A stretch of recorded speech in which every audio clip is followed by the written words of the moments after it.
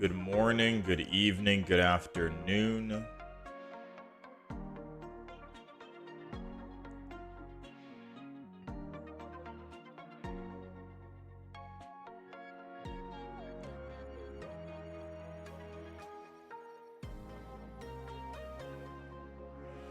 How's it going, Mickey?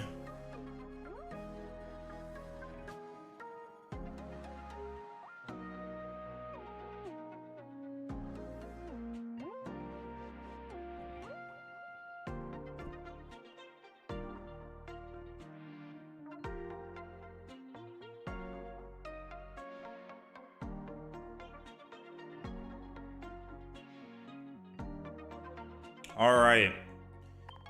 So we are back. Welcome back. Good morning. All of that good stuff. We are going to try and make a couple of decks today. I got to see my list and see what we have written down.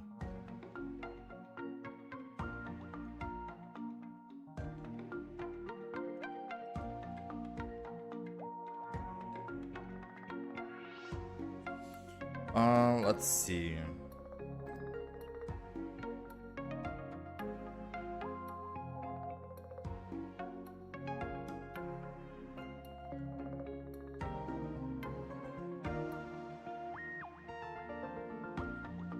Alright, so we're going to retry that Gudra deck. And that's what we're going to do. The Gudra deck we have, we're going to retry.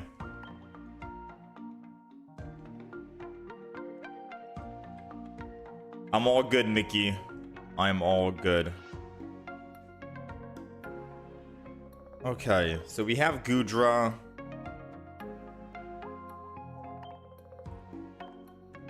I am going to just keep the double energy. We got double Gudra.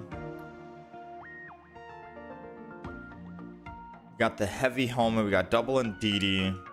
Someone mentioned to go Oricorio to stall. I didn't like the idea, but, you know, let's just try it out, right? So we're never going to attack with Oricorio. He's just there just to stop attacks on us. So we have Ndidi, Gumi, Gudra, double Pokeball, double Research. We got the double Lily for the Omega healing. We're missing one more card. A Cyrus just in case. A red. Do we need red?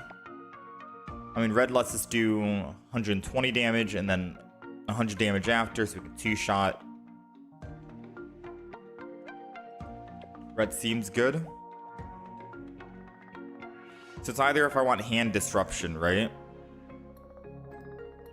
The wild card will be hand disruption here. Red card. I think a red card wouldn't hurt.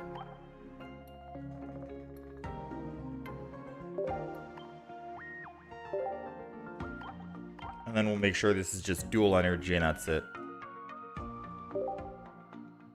Alright, we got our Gudra deck.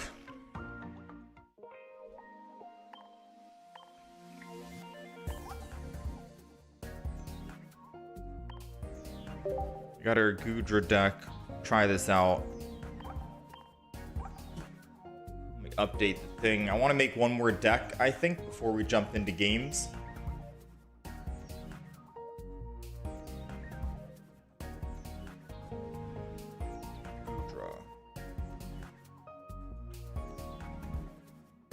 I might want to put a stage 1 just in case for Qingling.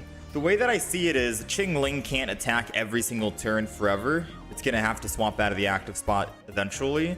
And we want to make sure Gumi stays on Sticky Membrane forever because it makes the opponent need one more extra energy, right? And then with that being said,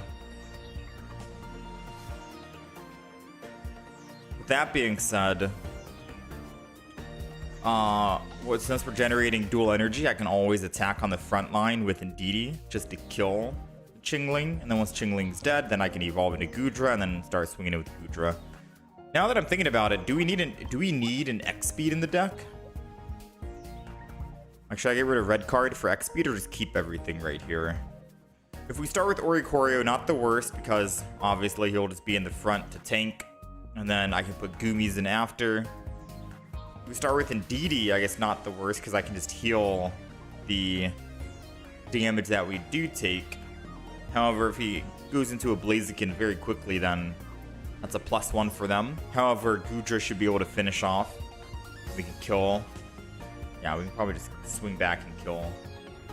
So maybe whoever we start with, we just keep in the active. Venusaur feels bad. We might come back to the Venusaur today. We'll see. The guy I went up against went one-man tyke. Yeah, I'm trying to think. I don't know. Do we throw another Pokemon in, or do we just keep what we have right now? There's someone said there's a tournament deck list, right? Is it possible I can check to see what they ran in that? Yeah, we're gonna start playing in a moment here, Babolat. We are figuring out what deck to make. I want to make one more deck after this so we can just hop into games, then switch between 2 decks consistently. I think we might play some Whimsicott today. Whimsicott EX. I don't know if it's going to be great. Yeah, I don't know if it's going to be great.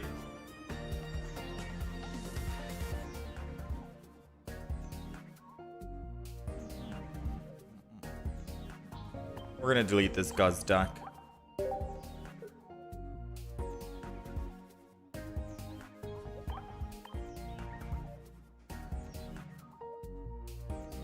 Is it Goodra time? It is Goodra time.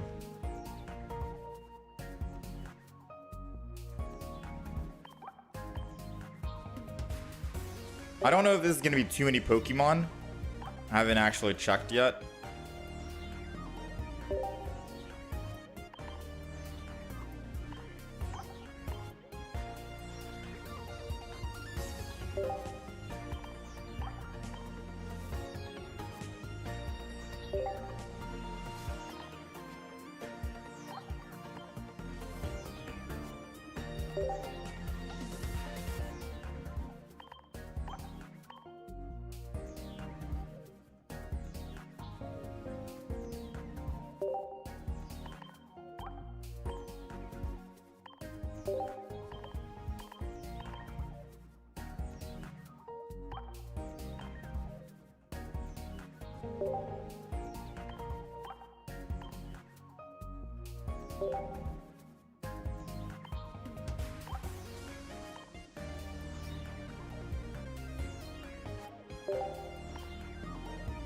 Is that the play?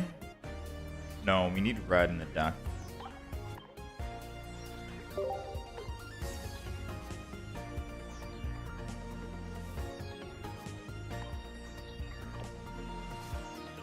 I don't know if that's the play for Whimsicott.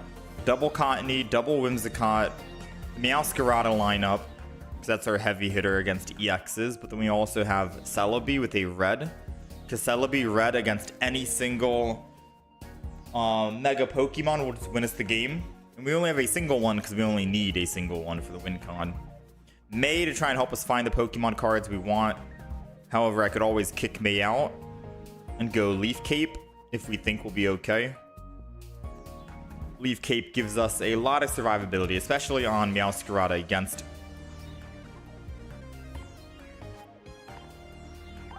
Blaziken.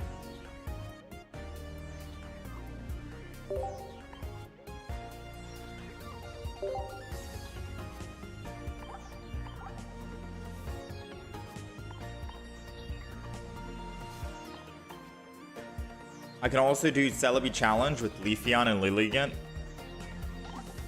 What, making our own Mega Celebi?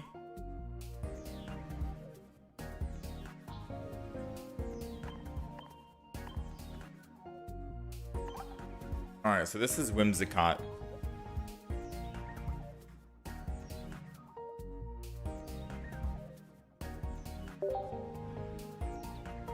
Whimsicott EX.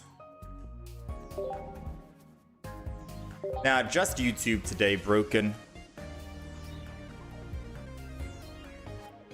How's it going, Deathless? Have I considered Mantike in the deck for that extra chance of water?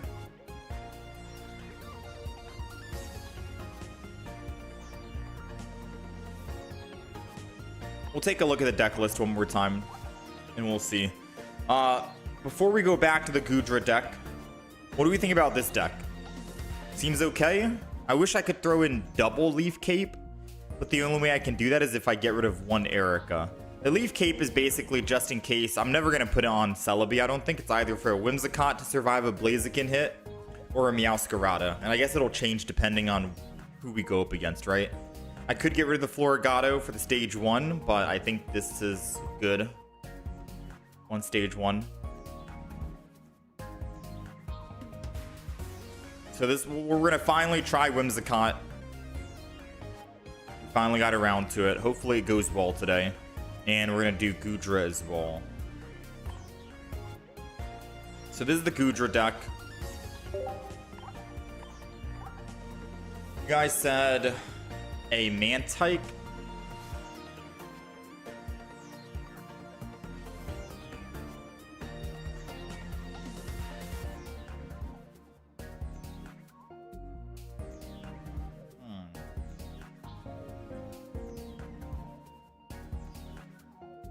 You guys said Mantike. No, 1-star gold Sprigatitos. Wait, gold. Wait. Oh, 1-star gold. There's only one single gold Sprigatito in the game. So the deck list would look kind of weird having just one gold star.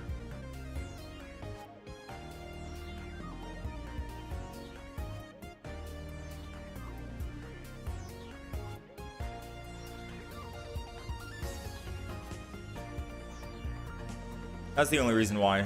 Nothing else.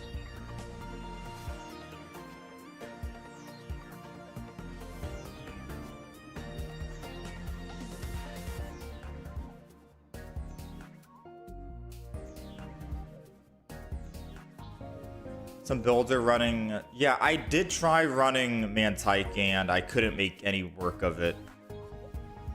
That's what I'm trying to think about. That's what I'm trying to think of coming back to this. However, I think I'm going to get rid of red card and throw in an X speed. If they get what they get, then I guess whatever. Good for them.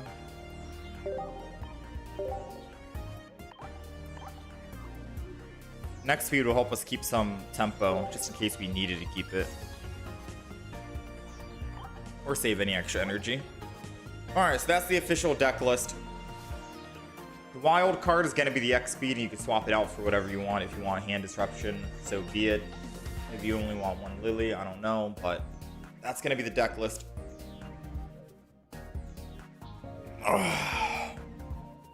And then after we try this out, we're going to do some Meowscarada. Sounds good? Or not Meowscarada, but Whimsicott. And I still don't have anything yet for Rapidash. I think Rapidash is pretty simple. Rapidash is probably just with Ninetales, old Rapidash, and then Rapidash EX with double Blaine and Flame Patch or something. I don't know how good that deck's gonna be, you know what I mean? And someone's been recommending a Jolteon Jump Fluff deck.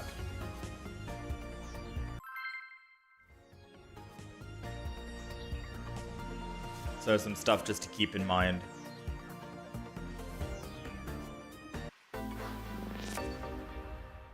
All right. We are going second, it seems. Going second is always good. We'll just go ahead and start with Gumi in the front. Why not? We have Indeedee in the back. 2 energy and we can start attacking, and we have the energy advantage. Well, I guess they have the energy advantage. They're going first, so as long as they find a basic Pokemon from a Pokeball, they got the energy advantage. They just conceded, never mind. I guess they don't have any advantage.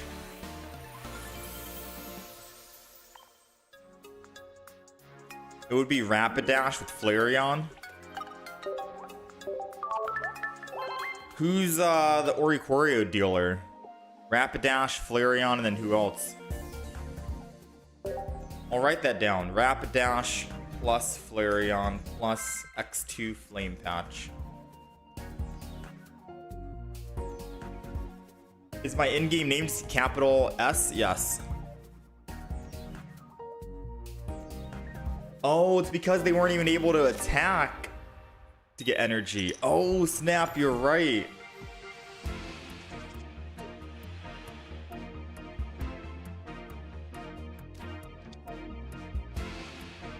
Alright, we'll put Oricorio in. Going with some Adidas. I completely forgot about that.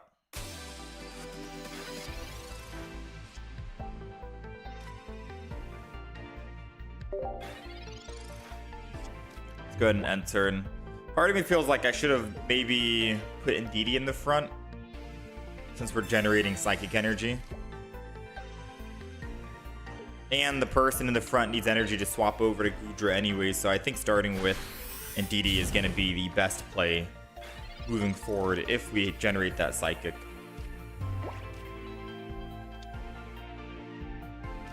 Let's go ahead and watch over, heal. Put psychic energy on Ndidi. Heavy helmet to the Gumi. And I think I'm going to put another Ndidi down just to absorb some damage, because if he has Mad Cargo, he's swinging in next turn. So we want to try and spread damage around.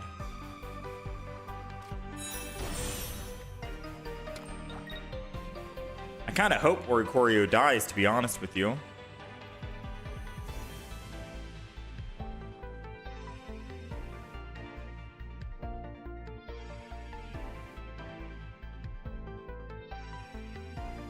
Yeah, I kind of hope Oricorio dies.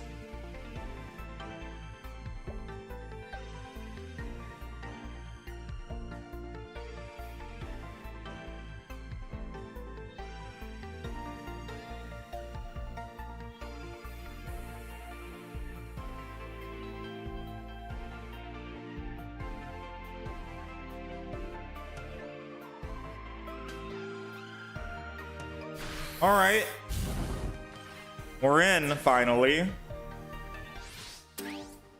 After a long wait, and unfortunately, I don't think we're gonna be... I don't think we're gonna be winning this game.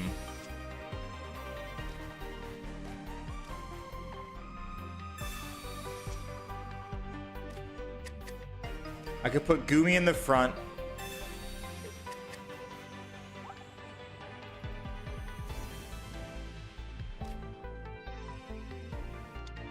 In all honesty, maybe swapping and putting Gumi in the front and praying that the Ndidi in the back doesn't get hit is the play.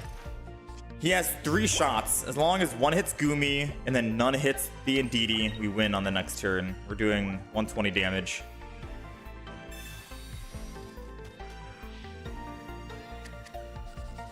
Moment of truth right here. Put Gumi to force him to go 3 energy. I don't think Rescue Scarf is going to save him if it's the only Pokemon.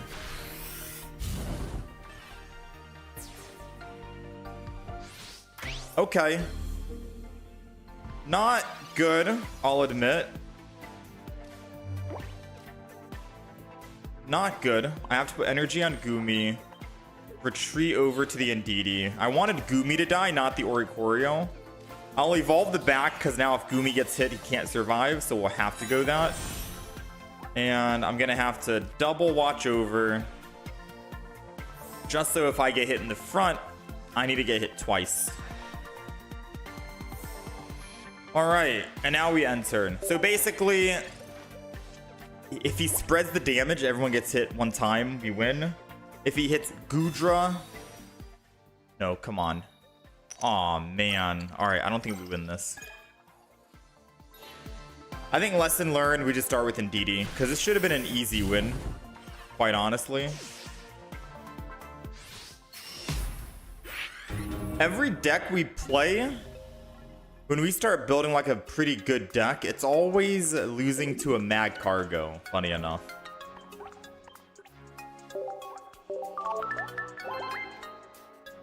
Yeah, I think 1 helmet should be enough, hopefully. All right, we're 1-1 with the deck. I am going to count that first game we played against the Mantike, mainly because Gumi's ability prevents Pokemon, yes, baby Pokemon, from being able to get a free energy gain if Gumi's in the active spot. So them using it, them automatically conceding technically counts as a win for us because it slows them down drastically. All right, we're going second. And we do not have Gumi in the front. I wish we did. Starting with Gumi is so good. Maybe that could be a reason to not wanting to use Oricorio to stall. I have Oricorio in here just to stall, but I think Gumi in the active spot probably stalls already, you know? Realistically, he probably already stalls.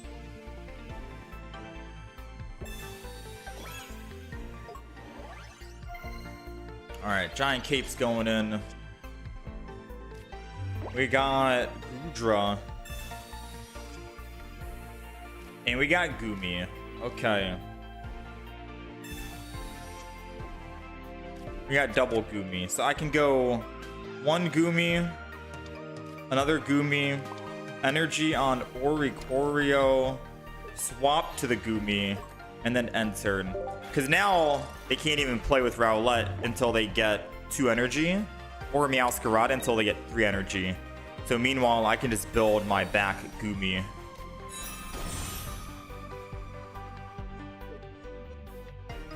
$70 damage. They'll need to wait 2 more turns. Hopefully by then we can find an X speed. Nice. So now I can just build the back Gumi. Evolve it so I can't get one shot, and we have a Lily to heal it. And then we just end turn. They're still not able to attack, so they have to wait 1 more turn.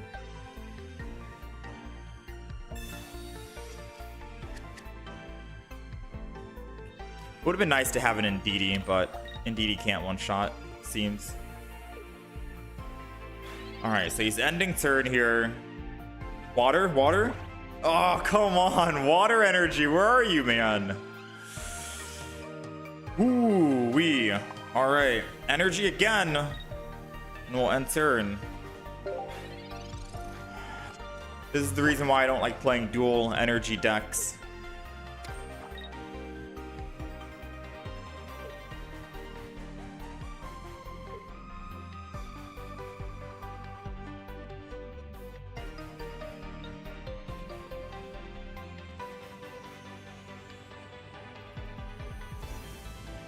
All right, he's swinging in.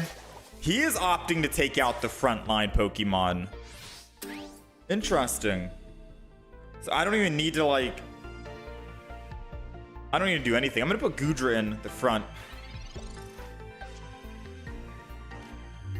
Still no water energy. That is not good. I'm going to copycat this. I'll draw 5 new cards, and if we can find an Indeedee somehow, maybe then that's the win. Or no, maybe not, because if he attacks Indeedee, how do I heal Indeedee? Man, this is not looking good, to be honest. How do we not have our second water energy yet? We've generated 5 water energy out of 5.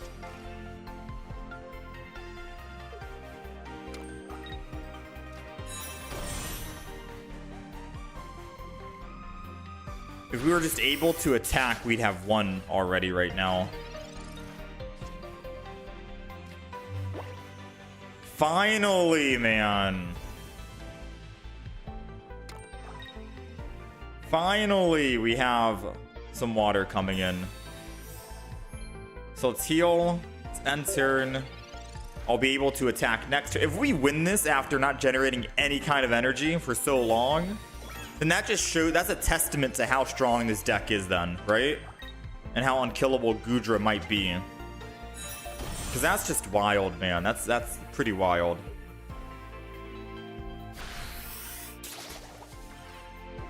Alright, so he's opting to just take out the Oricorio.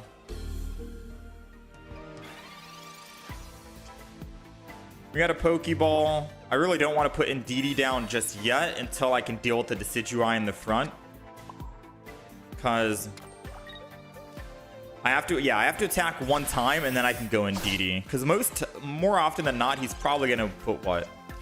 An attack on the Ndidi and then use Decidueye to pierce the pain. It'll die. 170 damage.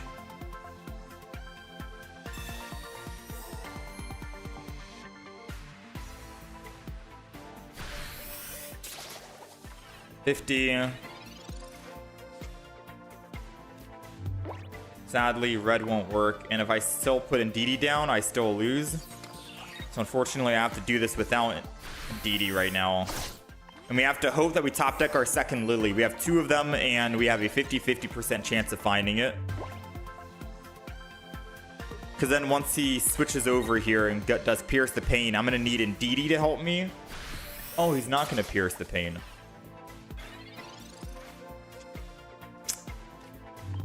Alright. I am going to just double Ndidi this. The last card is going to be a Lily.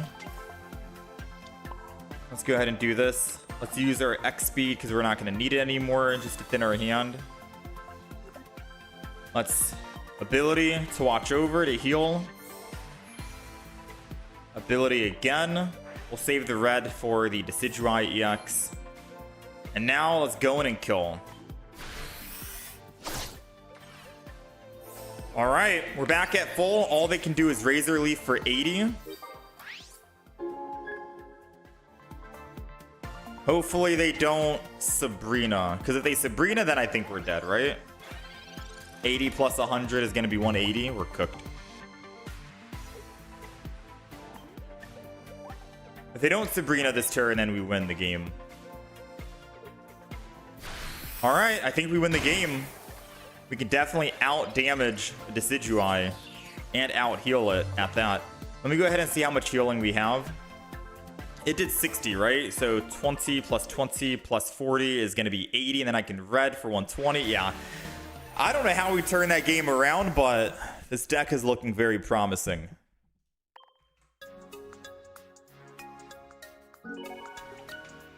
I don't know how we turn that game around. We had no water energy for the longest time. Goodra. You think a Cleffa might be better than the Oricorio? Maybe. That finds Pokemon, I think, right?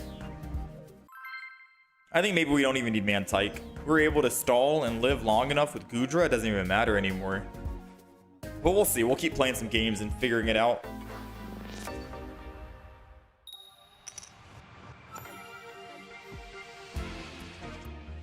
Alright, we're going second. We only have Goomy. I will just start with Goomy.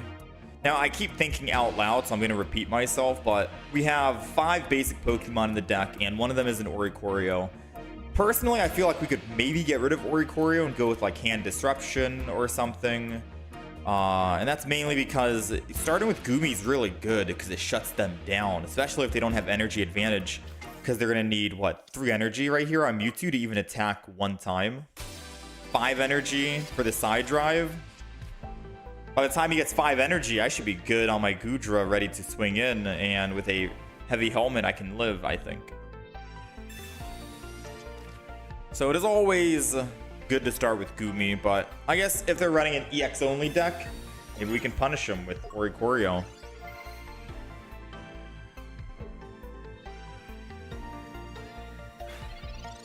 Alright, let's see. We got the red. We got a Pokeball. It's another Goomy. So I can build the back or build the front. All up to me, in all honesty. Depends if I find like an X speed.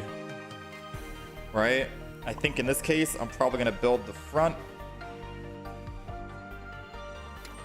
Put down an Ndidi. And I think I'm going to end turn here. And we're good. We got water energy next. The reason why I put a Pokemon down is because we have another Professors and I want to thin my hand a little bit. Yes, he can technically Sabrina, and then that's bad.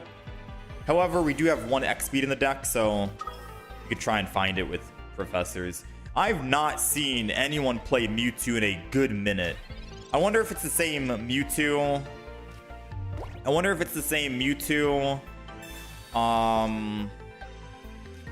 What am I thinking? Mewtwo Gardevoir? I wonder if it's that. Alright, so I'm going to throw down the Oricorio, because if he does Sabrina, now we have an Oricorio he has to deal with. Heavy helmet on the front. I'm going to hold off on evolving just one single turn, but I will attack. Why not? One single turn, because I need him to stay at... I need Sticky Membrane to be in effect. That's what I'm trying to say. I want him to use an extra energy in order to attack, which gives me the advantage to attack him for 30 right here. Stay alive, then I can still attack back for 100. Yeah, there we go, baby. There we go. Now he can see the surprise rare candy. This is the part of the reason why we're not running a stage 1 in the deck, because we want to stay on Gumi as long as possible. Pretty much stall as long as possible until we find our rare candy in stage 2, so we can just swing in. We usually never want to go to a stage 1. The Gumi effect is so strong that you want to stay on it. Alright, so now he can just build the back if he really wants to, because he doesn't need that 3 energy to attack. But he's going to build it anyways. I think he forgot that I evolved. His brain like messed up. He forgot that I evolved and he could have just built the back with 1 energy. That Gumi effect, man. I'm telling you, it's that Gumi effect. Alright, energy here. Let's go ahead and just spiral drain, attack for 100, get our +2. And we got one more Mewtwo to deal with, and they don't have any energy on the field. I think this is a done deal, right?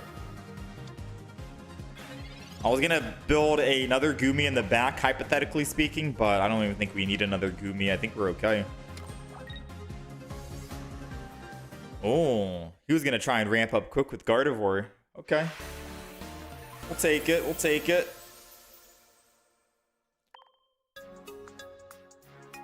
How's it going, Ryan? You thought I tried Goodra? We did, but I wanted to come back on a different day with a clean mindset, you know? Because sometimes you try a deck and it's very good, and then you try it again and it's very bad, or vice versa, right? I've had days where I've played a deck, couldn't win a single game. I played the next day, I won every single game, you know? And the same. I've had games where, you know, I'm running a very strong meta deck, going on like 7-game win streaks. I'll play the next day, going on 7-game losing streaks. So I wanted to give Goodra another chance. Clean slate. So far, it's doing work. How's it going, Krisha? Yeah, I could go Licia, right? No Oricorio, just Licia. We'll see. We're going second, and I'm liking this deck so far. We got a Larvitar who won't be able to attack us for a good minute. So I think they're running Hydreigon in the back, right? Hydreigon, and yeah, this is probably going to be, it's a 66% chance he throws Dino onto the field here. Or maybe 33 another Larvitar. I think he's running just a 4 Pokemon deck. There goes the Dino. So this is a deck that I wanted to try out. I just never had a chance to really get around to it. I think it reads Larvitar, the Dark Larvitar, is able to put all dark energy from all the Pokemon onto him. I think it's like a Lunala effect, essentially. They're running no EXs, so Oricorio won't do me anything here. I think the Gumi in the front will help us out, keep us alive. Put energy here. I'll put another Ori down, because if he's Sabrina's, I gotta stay a little safe, and I don't want Indeedee to die, and then we'll just enter. We might be in for a match, in all honesty. I don't think he's able to attack anytime soon, even if he does find a rare candy for his Larvitar, because he needs double rare candy. One for the Hydreigon to generate dark energy, and then one for the Tyranitar to absorb all the dark energy. So I want to say we have at least a couple of turns to try and build up my Gumi.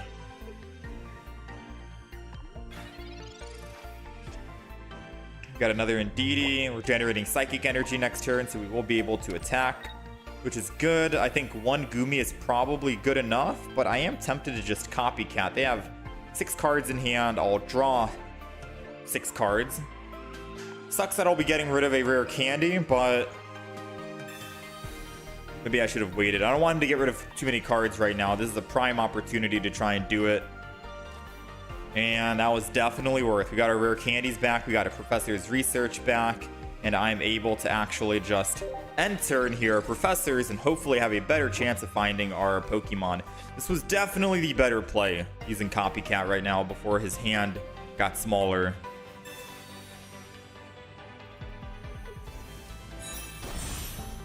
There goes a Tyranitar. So it says, once during your turn, you may move all dark energy from each of your Pokemon to this Pokemon. He already used a rare candy, so he needs another rare candy for the Dino. And then he won't be able to attack this turn. He generates 2 on the back, 1 for the front. That'll be 4.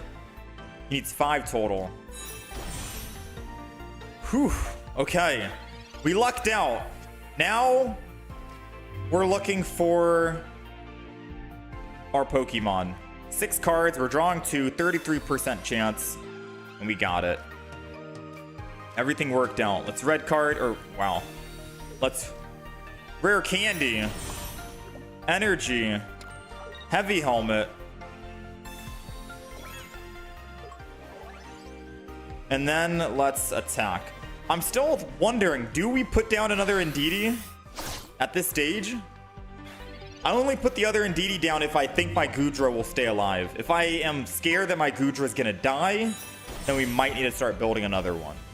But if I think my Goodra will be unkillable with double Indeedee and double Lily in the deck with a heavy helmet, then we can just double down on this, right? He went 5 energy because he thought he needed 5 energy. And I don't think Citrus Berry takes effect because he put Citrus Berry down early. Oh, he had Lily. Okay, well played.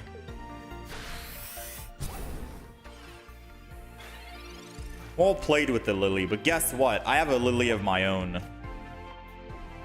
This is gonna put me to 60. Lily puts me to 120.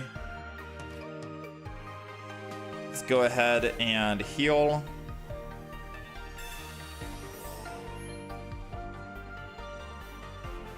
And I think I am good. I'll put extra energy here. And then this should heal me back up to full. Right? Citrus Berry takes effect. He heals for 30. He needs a second Lily in order to actually swing in here. Trying to catch that Hydreigon off. Because if he second Lilies on the Tyranitar in the front, I can always Cyrus the back Hydreigon. Dark Pendant. I don't think he'll end up getting energy here, right? Yeah. Okay. So I'm healing for... He's doing 130, technically 110. I need to be above 110, right? I need to be above 110. So Indeedee goes down 20, 40... Plus the 80, I'm at 120. I could theoretically just attack the Hydreigon. No, because if I bring him down, he'll go to 50. He'll still be able to swing in and attack. I need to finish off this Tyranitar, so I guess I'm going to have to go Indeedee to stay alive.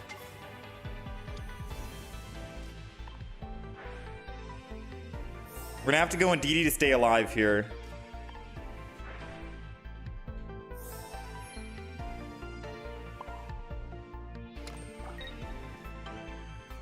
Keep the cards in hand. I can get rid of red card because we will never need it. And then I'll attack here. So I am trying to pay attention to how much energy Tyranitar has and how much damage I can do with Indeedee to kill it. Because Indeedee can technically take it out with just one single hit. So part of me does want to focus on that Hydreigon in the back. All right, 33% chance the second Lily, and we got the second Lily. So let's go ahead and heal. Heal.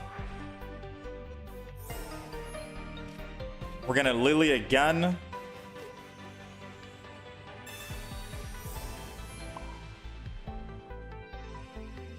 And then we're gonna attack and we're full HP. Nice. Dark Pendant will get rid of some useless card we don't need. So I know we top decked Lily and we got lucky there, but we had 3 cards remaining and 2 of them was a win for us. Lily to heal or Cyrus to bring in that Hydreigon, I think. That was going to be the play. Because then if they do kill my Goodra somehow, my Indeedee can clean up, I believe. Oh, he's going in fresh. Fresh Hydreigon here because he doesn't want to go below 100.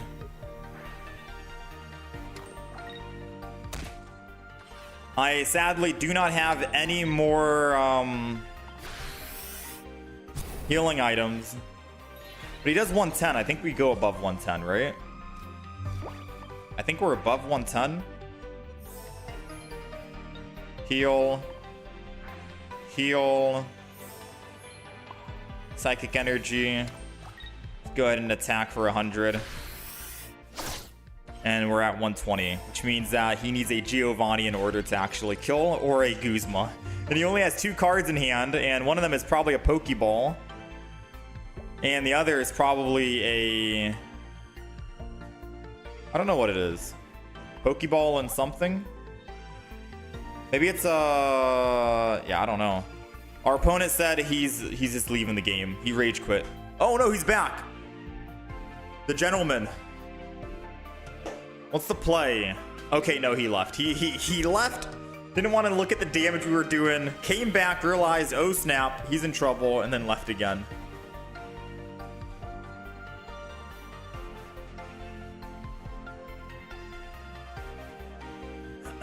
I thought you wouldn't be live today. Yeah, I wasn't gonna go live today, Job Watch, but I decided might as well.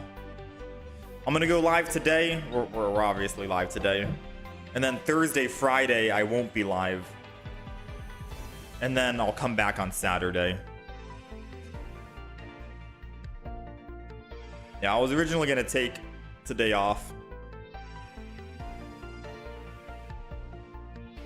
He is stalling for me to concede. The red in the deck is for the Goodra, so we can 2-shot any Mega Pokemon. Alright, so the opponent chose not to come back, but it's already over. Alright, so it seems like Goodra, even against a Tyranitar doing 130 damage multiple times, and a Hydreigon doing 130 damage multiple times, it does seem like Goodra was able to hold his ground, and I didn't need to try and build a second one. All I needed was double Indeedee, double Lily, and we're good. There might be an argument to be made to throw in an Erida in the deck for even more healing, because it was getting kind of close. There was a lot of times he was getting close to killing us.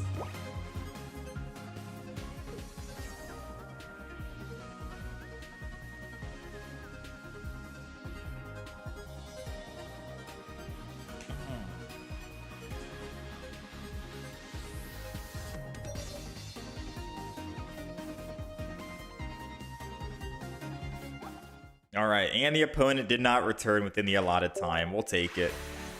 People say healing is bad until they meet Goodra. Bro, Goodra is honestly unkillable. Might be better than like Venusaur, you know? Venusaur used to be the unkillable Pokemon, but now we got Goodra. 3 energy only, and it heals 40, which means it heals 10 extra than the Venusaur. Of course, the Venusaur has more health, right? I think 20 more HP. And you can Leaf Cape it, but that's crazy, man. Goodra is doing some work. We are 4-1 at the moment. 4-1.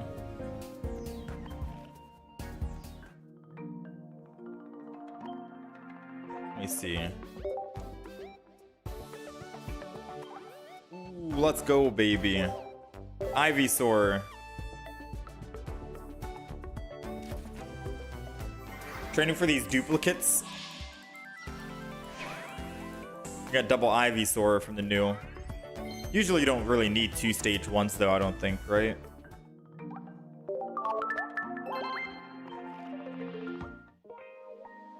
That guy from yesterday had Erida when I was playing the Venusaur. True, man.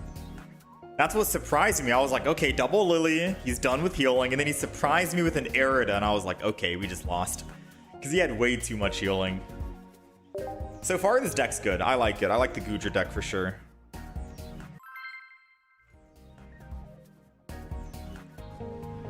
Someone also said we can do Rapidash Flareon. So if the Whimsicott deck doesn't work out, we'll try Rapidash Flareon.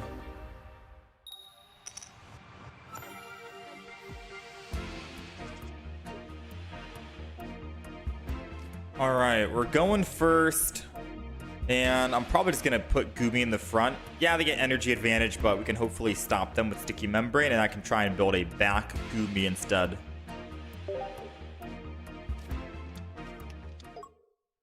Nice! Qingling can't work unless he puts one energy on it.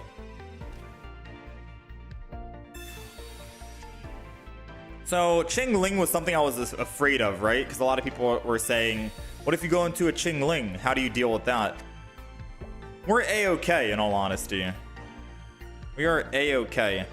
I'm gonna Ndidi, and then I think we'll just end turn here.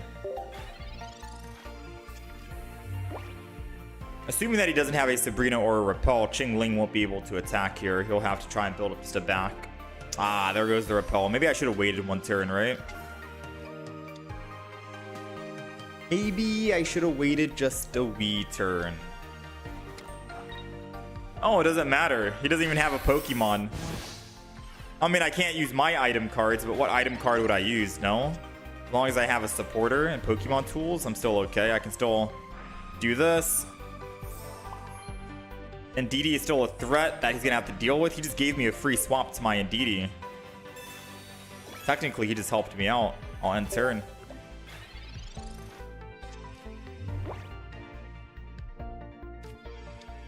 Alright, so Sableye is his main damage.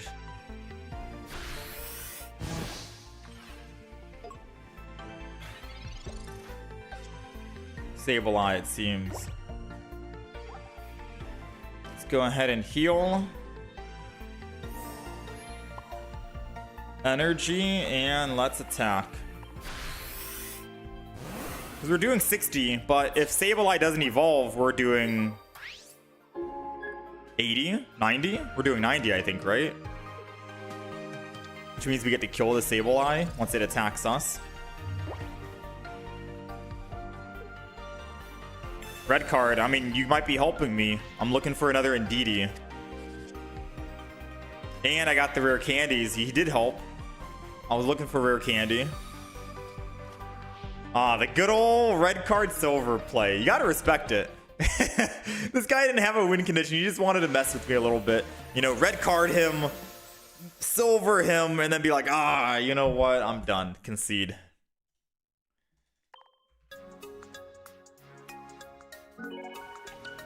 Five and 1. This deck's crazy good.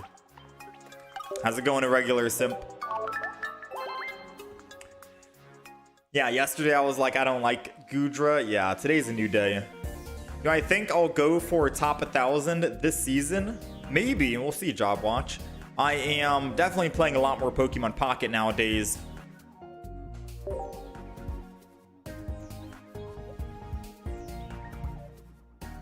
So as long as we keep playing Pokemon Pocket. I mean, the thing is, going for a high rank. So there's two different things, right? Since we're trying new decks and uploading the videos of the new deck to YouTube, we've uploaded 13 videos so far for the new Mega Rising expansion. We have an Archeops deck going live today as well. If I want to keep playing new decks and making videos, I have to keep playing new decks. And sometimes playing new decks in ranked mode isn't that great. You have to play just one single deck. That's the main reason why I don't really climb in ranked. That and time. Alright, we're going first here. Yes! We're going first, and Hitmonchan can't attack unless he has 2 energy. Now, it is a blessing of him not being able to attack, but it would have been better, in my opinion, if we had energy advantage. Because then he would have had to wait 2 turns to attack. Or 3 turns, rather, right? Am I doing math right? I don't actually know. Anyways, We're probably going to throw Oricorio down because we're probably going to want to swap to the Oricorio. So Ori's going to go down. And Didi's going to go down. Gumi will still get one shot. And I'm going to throw a Heavy Helmet. We got a Professors, so hopefully we can find a rare candy. Not a rare candy. Ah, man. I should have held on to the Heavy Helmet, not going to lie. And the main reason why is because if I find another Gumi, I could have kept this Gumi in the front while I build a back Gumi. If that makes any sense. We got Goodra. So let's go ahead and just Professors and see what we get here. Because I was looking for an X speed to go into Oricorio, but this is going to be a 50-50 Gumi. And it is a Gumi. Ooh. I mean, either way, I think I was going to build the Ndidi anyways, regardless. And then I'm still down to put a Gumi down. And then we'll just end turn. Because if he wants to attack here, he's going to have to put second energy. Putting second energy means Ndidi does 60 damage. No, it does 90 damage. Plus the weakness. We'll be able to knock this Hitmonchan out very quickly.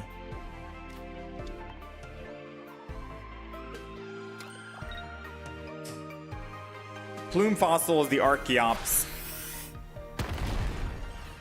Alright, so Gumi went down, unfortunately. Which means I should have held on to that Heavy Helmet like I was mentioning prior.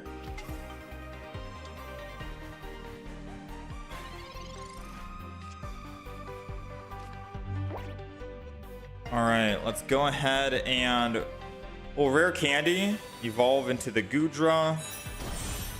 Second energy. We're doing 90. I think we can kill right here. I think this is exact lethal. 110 plus the weakness, 130.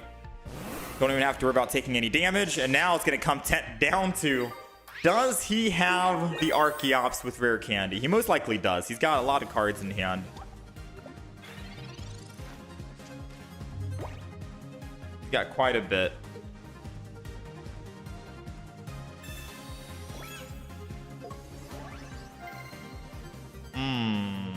Don't put energy on it. Don't put energy on it.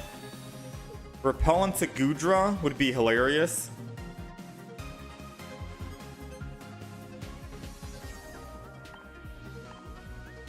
But I think Oricorio is the better play. Because I still have an X speed, right? And I don't want to get stuck on Goodra needing 3 energy. Because if he doesn't have the evolution, I want to do my 30, alright? Yeah, baby. We want to do our 30 damage.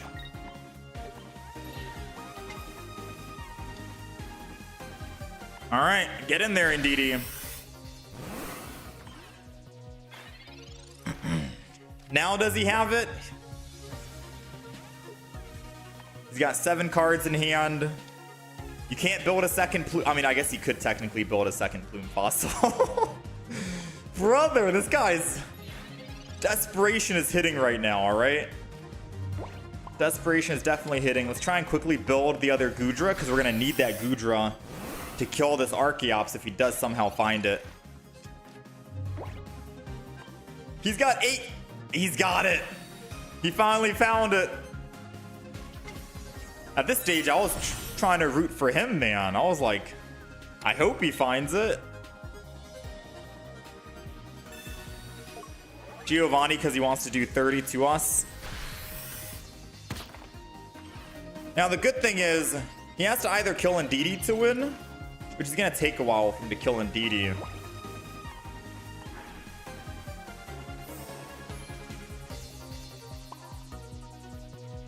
Ooh, we're not finding what we need. Let's go ahead and hit him for 60. He's a stage 2, so he can still run Lily in the deck if he wants healing.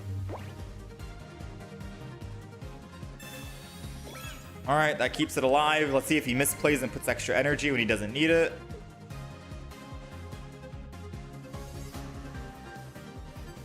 At most he can do is only 40 damage a turn, right?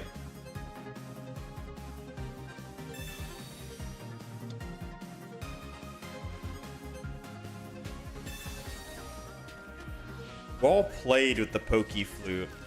I'm not gonna lie, well played with the Pokey Flute.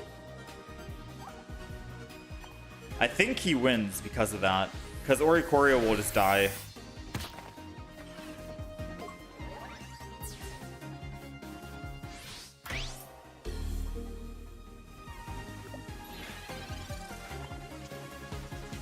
Double Indeedee would be 40 HP, put him at 50. He's doing 40, but the weakness does 60. Yeah, we die off that. And me with just 4 water energy. Oh, if only I was able to get 1 psychic energy, Goodra would have been able to just clean this up. So is there any way to win? Lily doesn't work on Oricorio. Erida would have worked.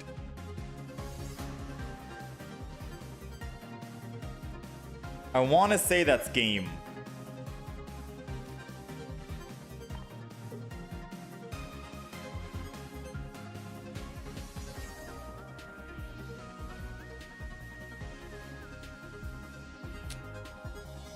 Yeah, I want to say that's game.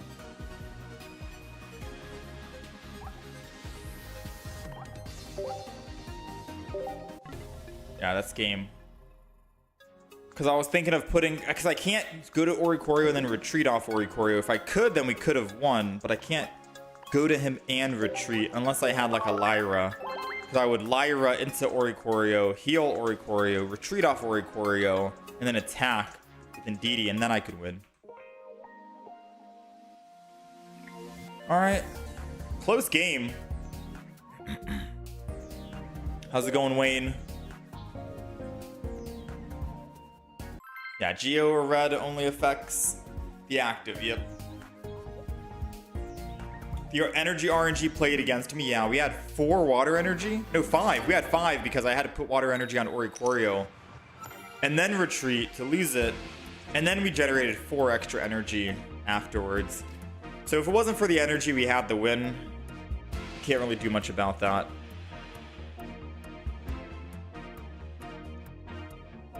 Alright, we're going first.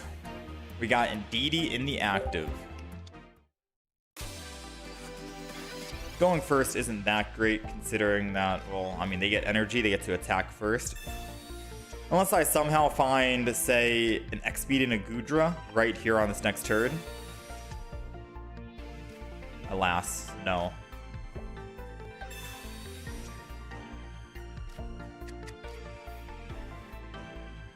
Alright, so Indeedee's going down.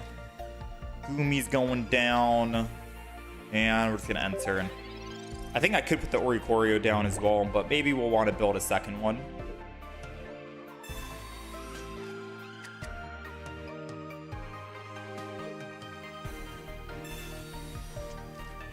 So what are they playing? Suicune? Or is it a different water deck? Suicune. We don't know if they're running EX Greninja or if it's just a base Greninja. If it's EX Greninja, we might be in for some trouble.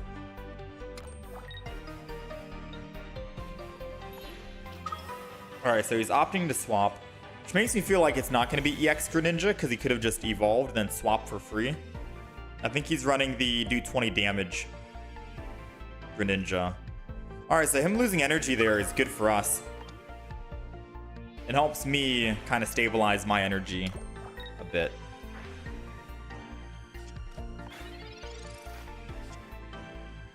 Alright, we got a copycat. We've got double energies. Probably gonna put one on the Gumi. Down to Oricorio in all honesty. Because Oricorio will be bait for the Greninja to try and hit it and kill it. And then I'm probably gonna copycat. I ain't gonna lie. I don't really need to copycat. I already have the rare candy in hand and a red, and that's perfectly fine. But I wanted to try and just thin more stuff. I don't know. I'm looking for like an X speed.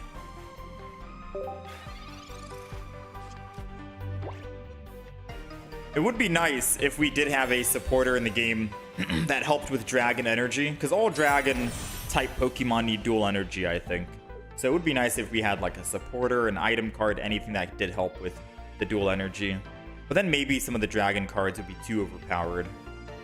Goodra's already crazy, and we know Dragonite EX is good. I guess the dual energy is a way that you have to balance things out.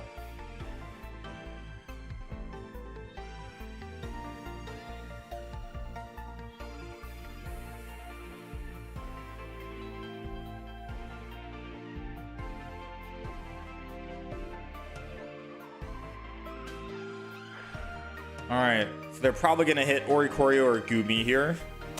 Oh, they're going in the... I'm not gonna lie, hitting the front feels like a wasted hit, especially because we have Watch Over anyways.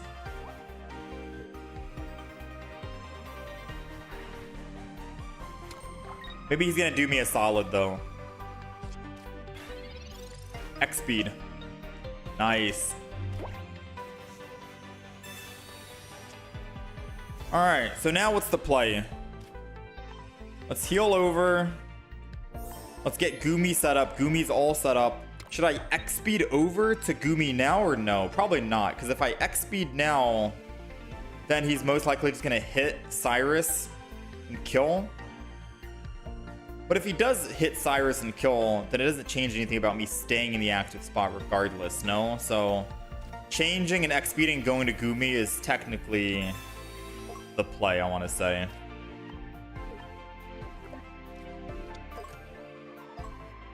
All right, now let's end turn, and we'll after we attack. I'm taking a big risk here because I'm assuming that we'll find our Gudra. We have 2 in the deck, 5 cards remaining. It's a 2 in 5 chance, 40%.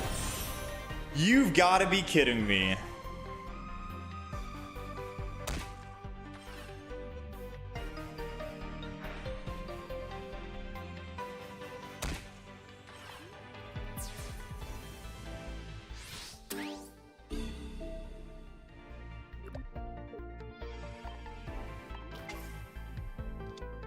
I mean, I get to stall,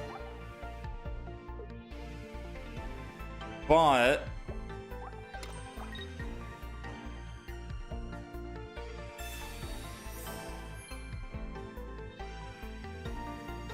and that's all she wrote. Because even if Ndidi goes in and kills, Giratina does 130. We automatically lose after that, right?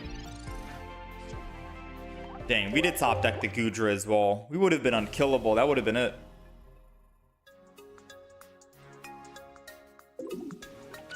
All right, so we're getting... The only games we're losing is when we're getting, like, extremely unlucky. Like, the odds have to be stacked against you to be that unlucky to go up against a Greninja that gets both rare candies before they finish their whole deck. Like, one turn before you get to evolve into the Gudra.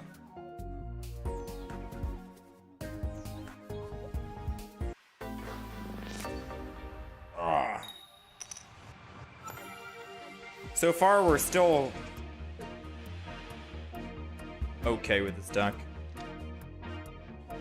All right, we're going second, and we are going against a Dino. Now, I will admit, going second with Gumi is always the best case scenario. Not only do we get energy advantage, but them being at an energy disadvantage ×2 because of Sticky Membrane, it's ultra punishing. So going second is highly favorable. Now, they can also mitigate some of that energy loss because they're running Dino Hydreigon. As long as they evolve, they're able to just generate 2 energy from their energy zone. So it's not the end of the world for them, theoretically speaking, you know? With all that being said, let's Heavy Helmet, Psychic Energy, and we'll end turn. We got the rare candy in hand. We got an X speed just in case we don't find a Gudra, and we got to retreat to a different Pokemon. I am hoping we find anything. Anything right now.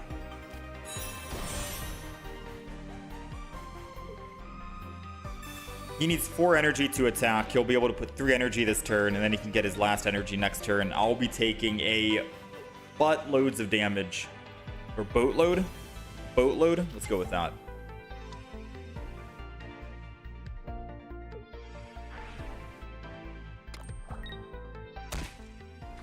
Come on, we gotta find something here. Even if it's another Pokemon for me to switch to and retreat into. Anything to just stay alive.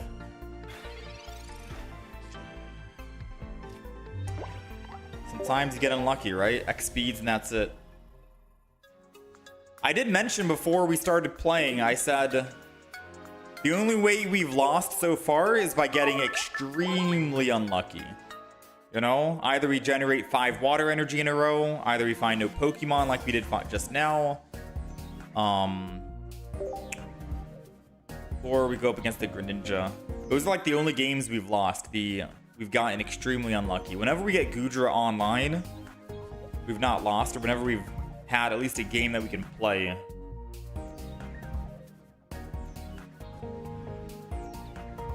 Yeah, it's part of the experience. Don't take it to heart.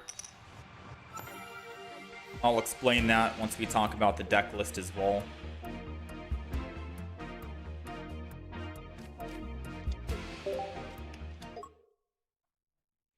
All right, we're going first here, and we have Goodra.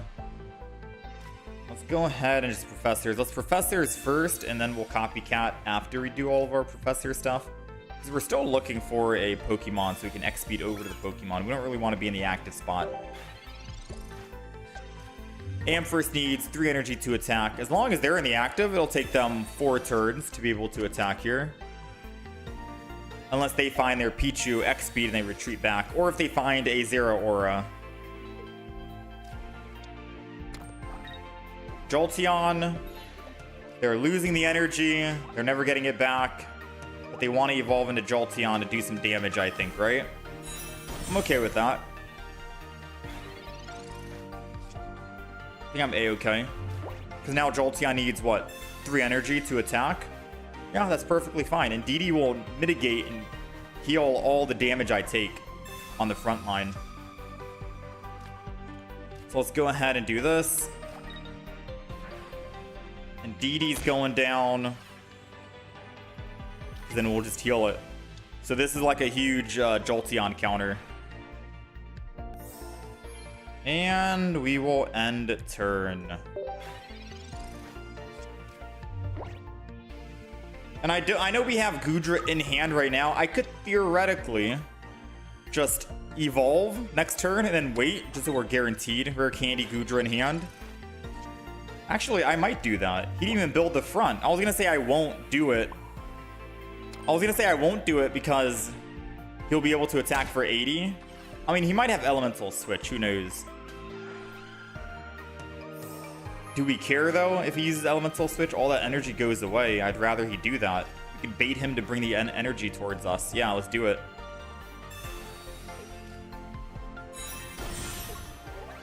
And I'm going to put down Oricorio as well. Alright, and I will end my turn. So, I didn't want to attack for 30 because I would have needed to attack again for 100 twice. Unless I just top decked a red, then we would have been able to two-shot this Jolteon. But I want to see if I can bait him. He didn't take the bait. I was hoping he would, like, Elemental Switch, bring that energy from Mega Ampharos over to Jolteon, get a cheeky 80 damage in. Alright, no attack. No attack here.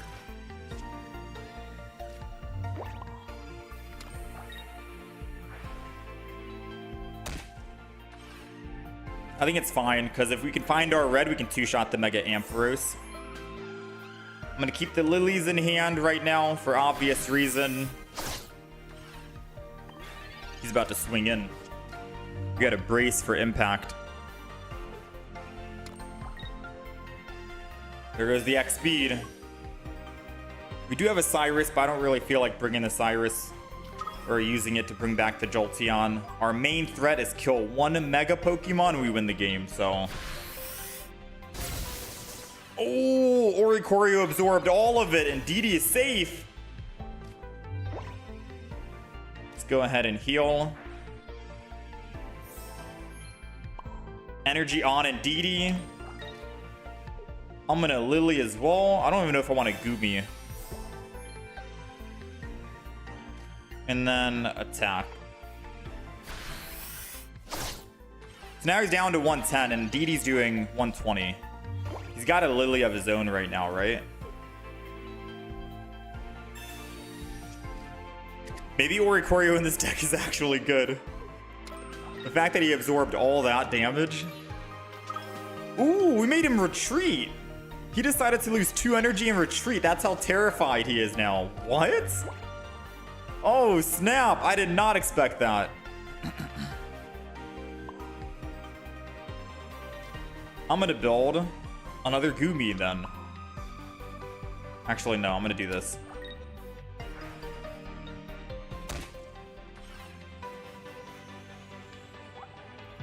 I'm gonna do this and pray that that was not the worst idea of my life just now.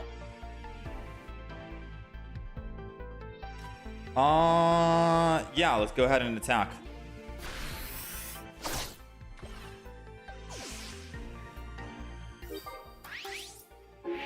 I went from solidifying a very strong play to we might be in trouble. You know what I mean? I'll let you know in a moment here if we're in trouble.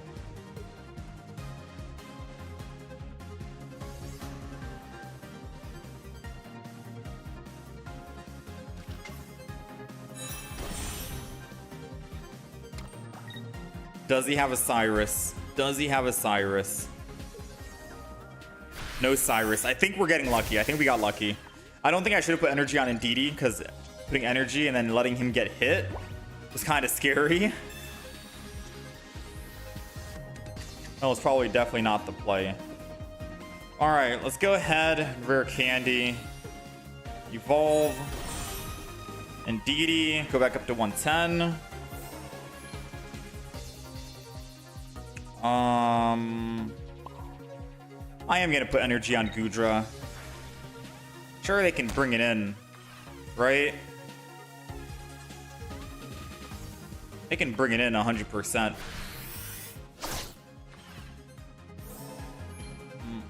But we have an X speed and I have energy, so I can always retreat off Gudra, worst case scenario. If they do want to bring it in with the Cyrus over the Ndidi, that's better for us because they only get +1 versus the +2.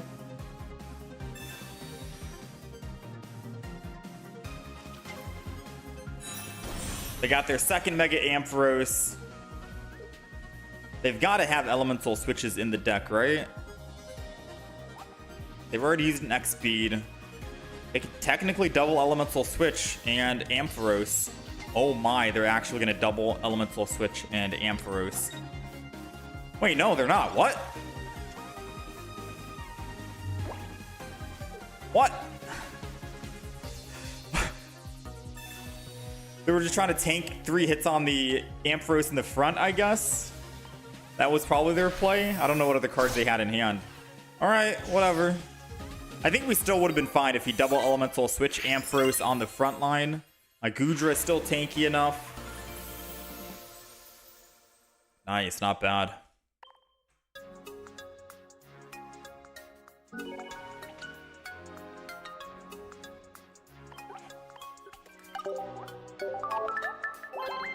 I think the baby Ampharos is better than the Mega.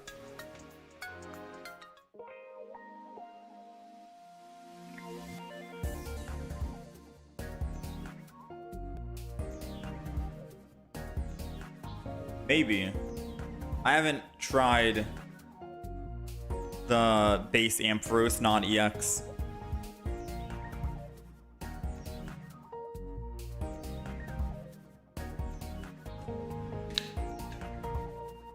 Okay.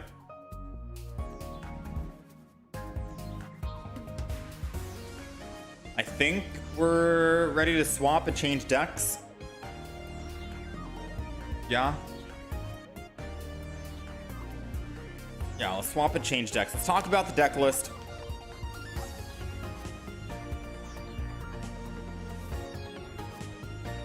All right, so this is the Gudra deck that we ended up trying. I think there's different Gudra variants running around. Some runs like one Mantike or something, I think. I'm not sure. This is the one that we ended up running. It has double Gumi, double Gudra, no stage 1, but we do have double Rare Candy. We have double Ndidi for the healing with Watch Over, 20 for the active Pokemon, and then we have one single Oricorio. So 5 basic Pokemon, 2 Pokeballs, and that's it. We're going to talk about everything really quick here. So the reason why we have Oricorio is just so we can try and stall on the active spot if we needed to, right? Because any EX can't do any damage to it. It lets us build our Gumi, and then we can X speed back over if we needed, or if we wanted to. Or maybe we start with Ndidi in the front. We can still X speed from Ndidi over to Gumi if we ever need to. X speed is always just a viable Pokemon item to have for all of these use cases. All of us are 1 retreat costs. The reason why we're not running a stage 1 for Gumi is because of Sticky Membrane, the ability. As long as this Pokemon is in the active spot, attacks used by your active Pokemon cost 1 colorless energy more. So, with the X speed taken into account, you could theoretically have Gumi in the front, force the enemy to build even more energy to attack. So, like, say, baby Pokemon, if it's a man's hike, they can't even build energy if they're going first, because they need to wait until their next turn to get energy. Put it on the baby Pokemon to actually use it. You might be able to get some people who just instantly concede because of that. And the more they're building energy for other Pokemon like heavy hitters, you could build an Indeedee in the back, X speed from your Gumi over to the Indeedee, and then just one-shot it because the Indeedee does extra damage for the more energy that the opponent's active Pokemon has. So very good synergy there. And that's also a reason why we're not running a stage 1, because you want to keep that Sticky Membrane active 24/7 as long as you can. And then once you have your energy and you're ready to go, then just evolve into your Goodra. By the time you've stalled long enough for them to get their energy, you should have your Goodra and Rare Candy in hand to just evolve and then start swinging in for 100. Sticky Membrane is definitely very strong because it keeps forcing them to build the active Pokemon versus the bench, which is going to be in your favor. We also have a Heavy Helmet for minus 20 damage per attack on Goodra. It makes him unkillable at that stage. So we have also Double Lily for healing with the combined Indeedee healing. We've had games where we just did not die once we are active. Double Professor's Research. A red mainly for the Mega Pokemon because Goodra does 100 flat damage. So 100 plus 120 is 220. No Mega Pokemon have over 220 HP unless they're using like capes or giant capes. So that can two-shot a Mega Pokemon, seems good there. And then we have a Cyrus, because again, you're only doing 100 flat damage, so you might want to bring back some other EX Pokemon out there, like Sylveon EX, Jolteon EX, Flareon EX, Suicune, Entei, etc., so on and so forth. You know, Pokemon where you can just Cyrus and kill them in 2 shots in case you need to get extra kills. And then a Copycat, just in case you end up bricking on your hand and need a Mulligan. And that's it. That's pretty much it. I guess Wild Card, if you really want to try and throw something in, maybe you can say, you don't need an X speed and you'll be fine without it. Maybe get rid of an X speed, maybe throw in like Hand Disruption like a red card, maybe throw in like more healing if you want to be safe on like Oricorio or Indeedee as well. You can throw in like Arida. But other than that, this was the variant that I ran. Very good, very strong, and fun to go up against all those baby Pokemon to shut them down.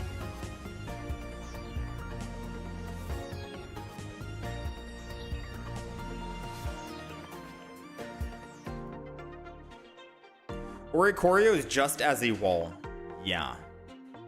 Oricorio is just as a wall.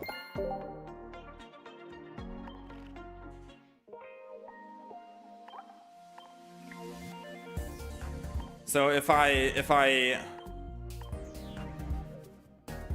forgot to mention. Also, if you do want to find a different Pokemon to throw out, not just X-Speed, you could opt to get rid of the Oricorio. Just get rid of Oricorio altogether. Might not need him. Throw in a Mantike if you want, or throw in your Stage 1 if you feel like you want Stage 1.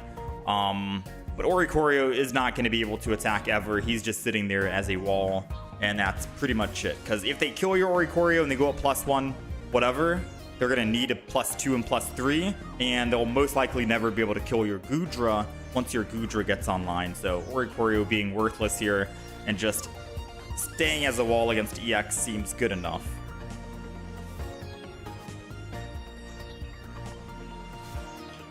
That's the wall. That's the reason. You know, Oricorio goes down, sure, why not? They get a +1, but they still need to get another kill.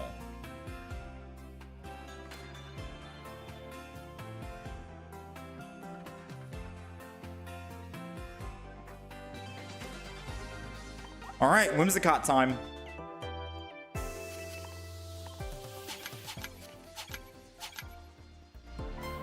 How's it going, Mate Mo?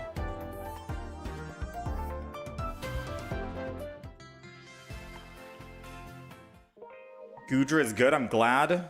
This game makes it a very fun deck to use. Yeah, I had fun with Goodra.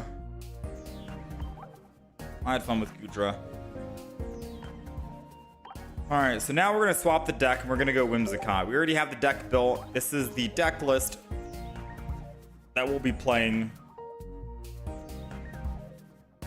If Whimsicott doesn't work and we're playing some games we just can't get lucky off the first like 3 games, I'll decide.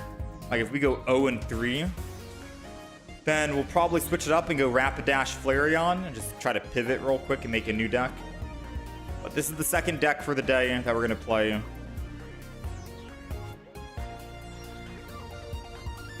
Double Whimsicott, 1 single Celebi, a Leaf Cape, 1 red, because a red and a Celebi can guarantee win you the game against any Mega Pokemon. You used to main Goodra in Pokemon Unite. Still a favorite Pokemon of yours from that? Is Pokemon Unite a fun game? Yeah, has anyone played Whimsy? We're gonna show some love to Whimsy. The Goodra deck that we played, we're gonna upload that video tomorrow. We'll record it and upload tomorrow.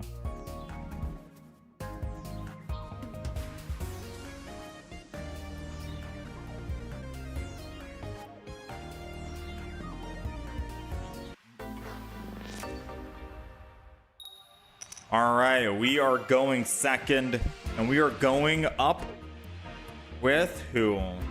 We want to hold on to Celebi. We're going to go in with Cottony, and we'll put Sprigatito and Celebi on the back line. Because Celebi can one-shot any of their Pokemon when they go Mega. And we have a red in the deck to guarantee that. And that'll be a good way to, that'll be a funny way to get some wins, you know? So we want to keep our Celebi safe. If that makes any sense. I could have gone with my Sprigatito, since we have Rare Candy in hand, and we might find whatever else, but I want to make this a Whimsy deck for sure. Alright, so Cottony goes down here. Let's go ahead and just attack for 20. Why not? We're going up against the King of Games right now, and they are playing a fire deck and we are playing grass. We're at a disadvantage, for sure. Yeah, because they most likely just build the back and not try and build the front. Or it doesn't matter if they build the front, because they can just put the energy on the back anyways with Flame Pouch. We got the Meowscarada.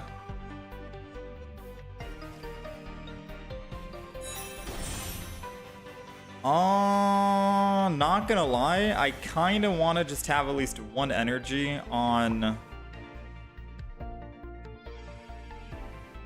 the Celebi.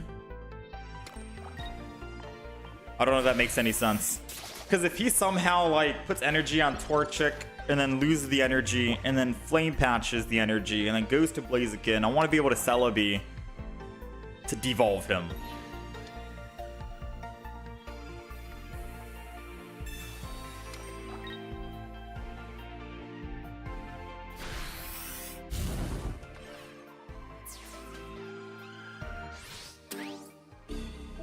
Wait, does it matter if I devolve him? Wait, I'm a fool. Doesn't even matter if I devolve him, chat. He's doing 50. My Celebi would get cooked unless I had a giant cape. Or a leaf cape.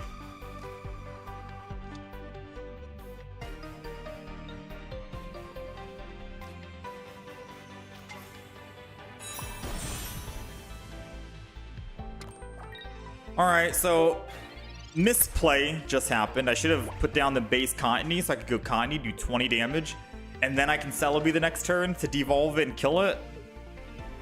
Heavy, heavy, heavy on the misplay just now.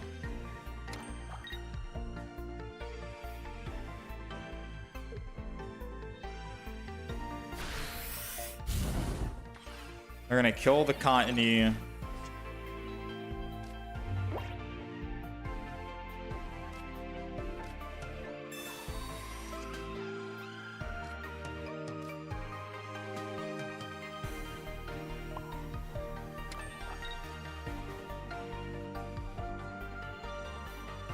I kind of want him to just kill it.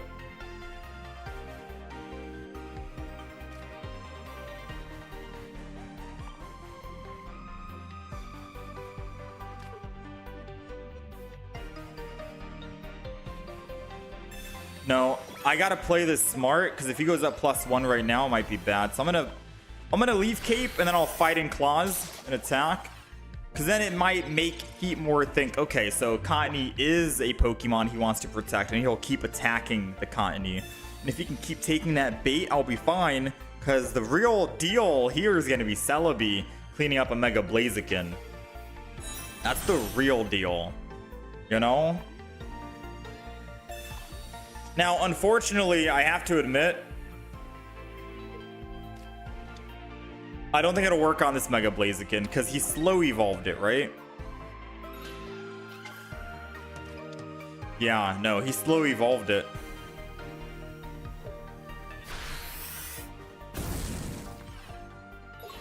I didn't even think about that. It only works if they rare candy evolve. He slow built it. So devolving it would bring it back down to the combustion or combuskin.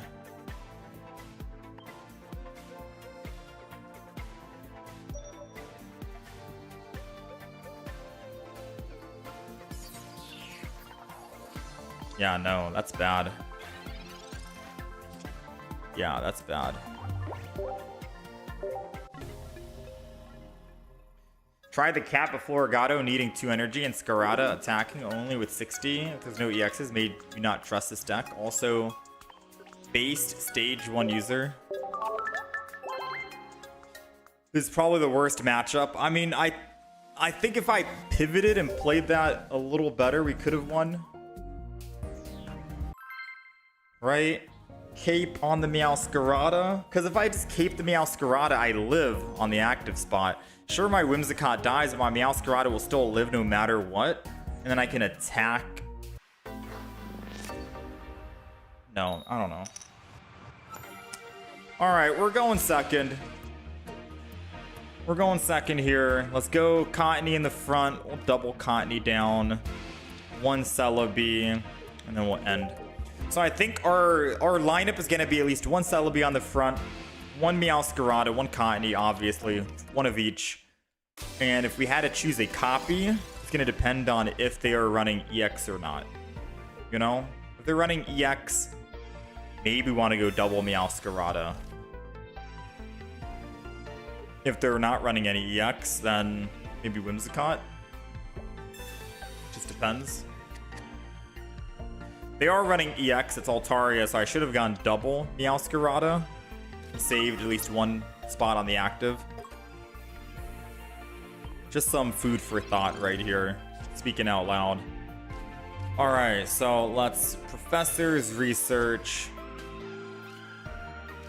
I'm going to go ahead and hit him for 20, because even if I hit him for 20, all Celebi needs to do is just hit once, and we win.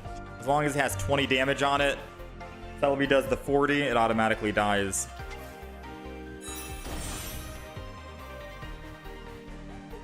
Even without red. So we get a guaranteed win if he makes a mistake and goes Altaria for the front line.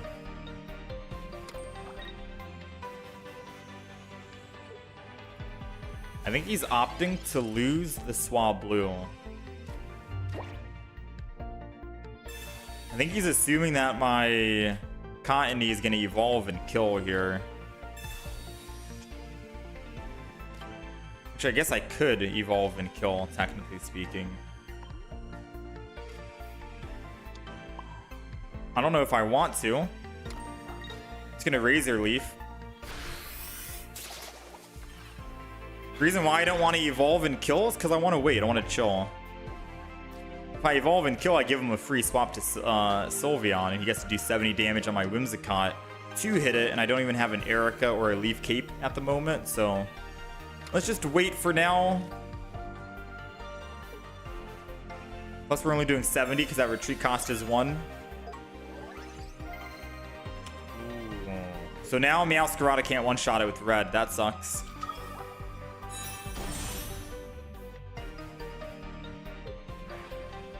I gotta see. What did he evolve from? He evolved from the EX, I think.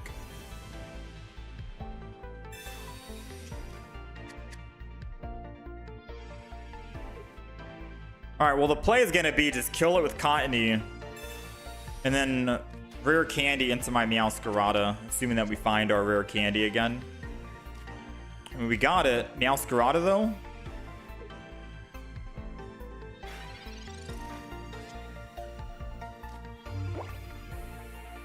We got a Floragato, no Meowscarada.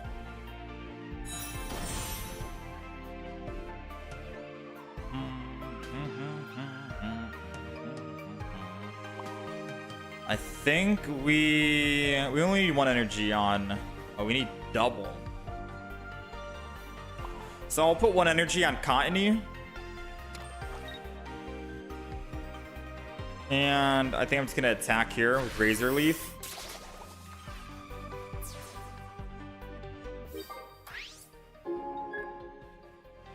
I think doing it this way is better. I still wish we had, say, a what am I looking for? An Erica or a Leaf? I think I'm gonna go in with Floragato here. Whether we top deck our Meowscarada or not, I think we go Floragato. It's either that or I go Cottony. Because I could go Cottony, not evolve, buy another turn. Let's go Cottony. Because if he has double EV bag, we don't want our Meowscarada to die, right? The Sylveon EX. Alright, we got red.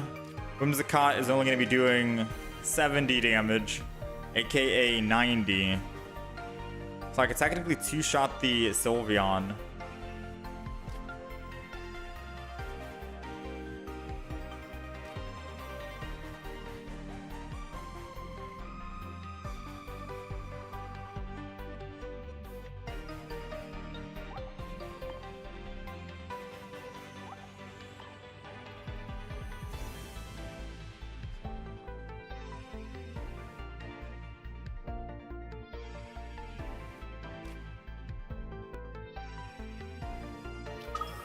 I'm gonna take the risk here and then just go Whimsicott with red. And the main reason why I'm taking this risk and doing the 90 damage is because I can one-shot it next turn, right? Unless he uses his EV bags now to heal. And if he's using his EV bags to heal, that means I can go Floragato and I'll be okay.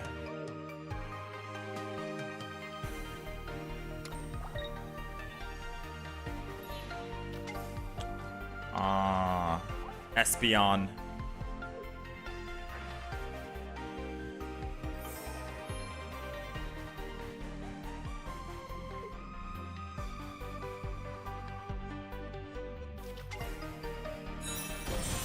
And Sylveon.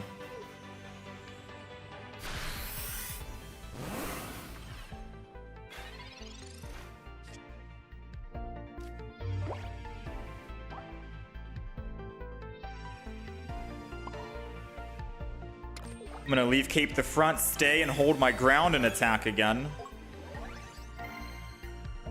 Oh, one single EV bag and a deck full of EVs. He most likely has it.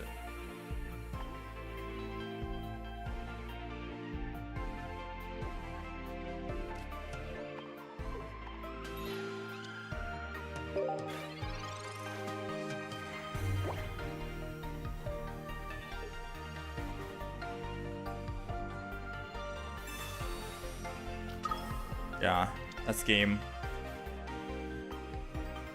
Dang, what do we have? Do we have a copycat in the deck? No copycat, no May. Yeah, holding the red would have given us the one-shot potential for the Espeon. But that was before we saw the Espeon evolve, right? That was before we even saw Espeon evolve.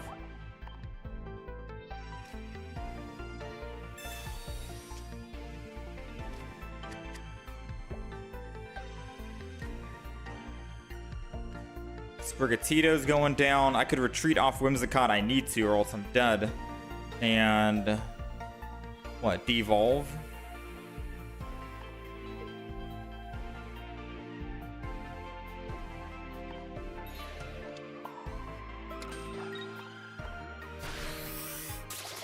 My play is to like devolve him, put him back to a base Eevee, let him re-evolve back into Espeon, and then hopefully he just Espeons, kills the Celebi, and then I can Meowscarada and kill him.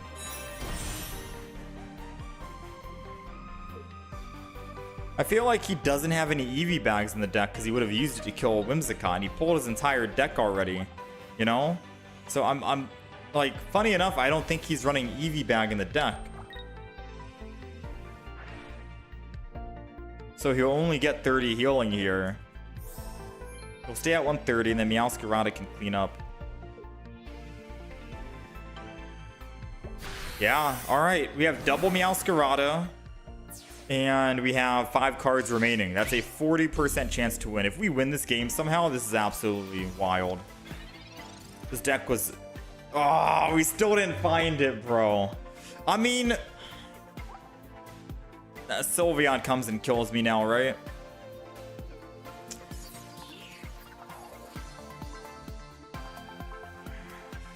That is wild that we couldn't find a single Meowscarada. Alright, we're gonna need to throw in either a Copycat or a May.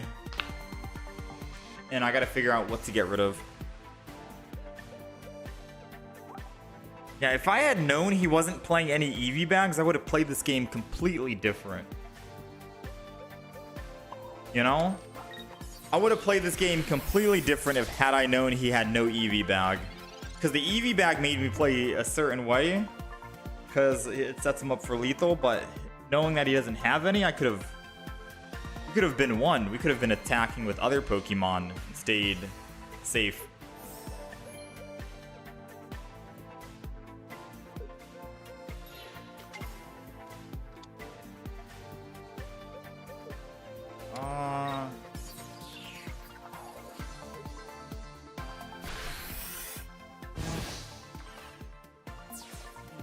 What do we throw in for...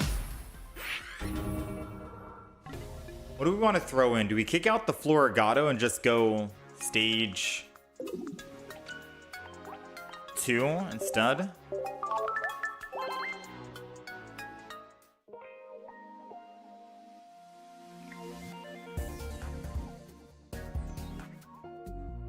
What do we kick out? We need either a May or Copycat, and I think I'm leaning towards May, to be honest. Because we have a lot of stage 2, stage 1s. Copycat can be great too. I think Copycat might be great. Then a Chingling would appear. I mean, if a Chingling appears, we have Whimsicott to kill it, Cottony in the front to kill it, Celebi to kill it.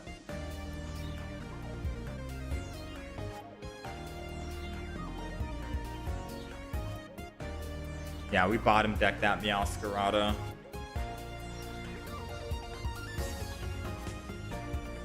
Oh and 2 with Whimsicott, but I'm gonna do Whimsicott V2 now. So Whimsicott V2 is getting a brand new start, and we're putting in the actual trainer.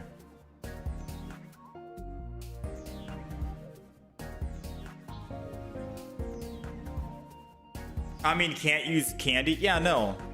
But if we can't use Rare Candy, we still have Whimsicott that can attack the front Pokemon perfectly fine. We still have Celebi that can attack the front Pokemon, aka Chingling, and kill it perfectly fine. We can just kill the Chingling and then send in the Meowscarada after. Chingling isn't permanent. It'll go down. It's just 30 HP. And Cottony does 20 damage.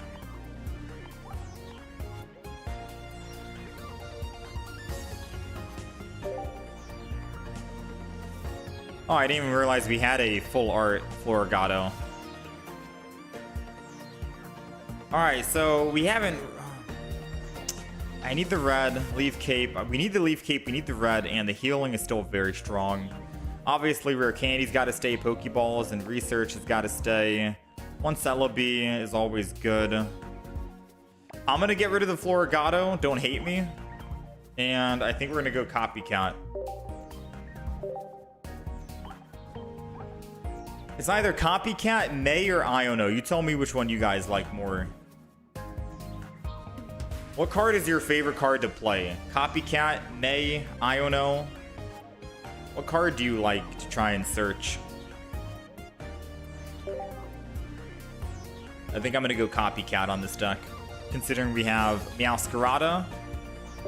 Meowscarada's a cat. We'll go with Copycat. How important is Celebi except for specific type matchups? Doesn't Meow try to kill things? Celebi is also trying to kill. It's good against every single Mega Pokemon.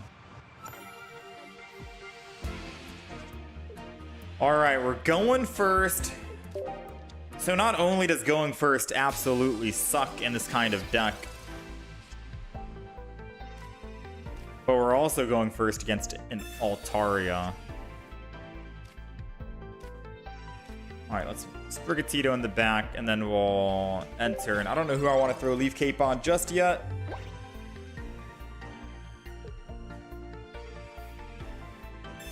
Don't have any X speeds in here at all.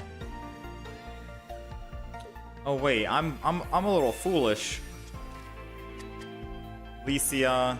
So I put Celebi in this deck mainly because if we go up against any Mega Pokemon and we use Red, we automatically kill the Mega and we win the game.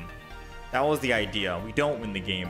Devolving the Mega Pokemon into a base Pokemon gives you just a +1. And then they can just bring in a different Mega Pokemon.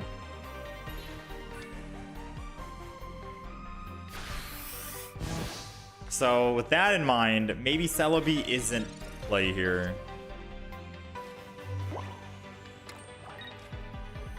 Double Sprigatito.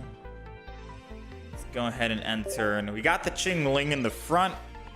Someone was telling me, so we took out a stage 1. We don't have Floragato. We just have Sprigatito, Rare Candy, and Meowscarada, and that's it. Someone was trying to mention what happens if we go up against a Ching-Ling. That's bad, right? That is bad. But we can just kill it with Celebi. Celebi does enough just to kill it.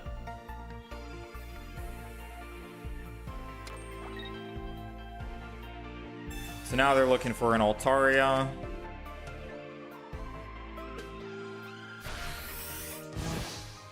Can't use any items. Doesn't really matter. Professor's research here. We got a Cottony. We got another one. Let's go Cottony down. Energy here. I'm probably going to Meowscarada for the finale, so I'll put Leaf Cape on just one of them. And then we'll swing in and kill. And look at that. Ching-Ling is gone, and we're ready to Rare Candy whenever we need to. It all worked out in the end.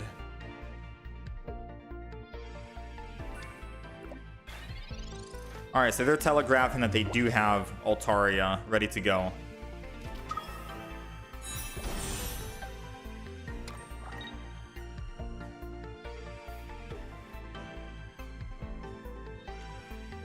I mean,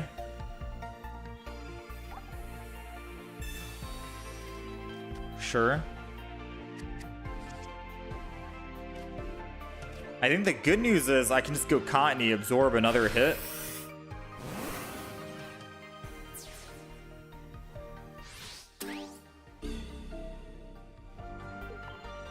And then build up the Pokemon that I actually want to build up. Rare Candy, Meowscarada. And turn. He can't do 170 damage, and I'll be able to two-shot that Mega Altaria, so it's his move now.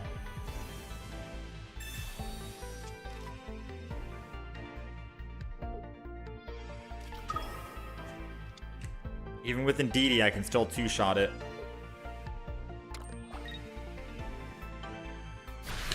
Oh, wait a minute. We don't have Cyrus in the deck.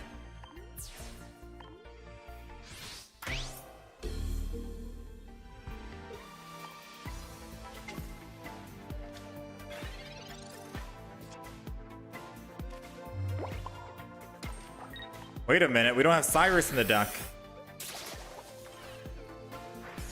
So maybe I get rid of Celebi and we just go Whimsicott, Meowscarada, and that's the deck.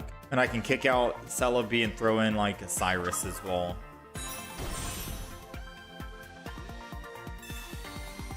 He had a Sabrina.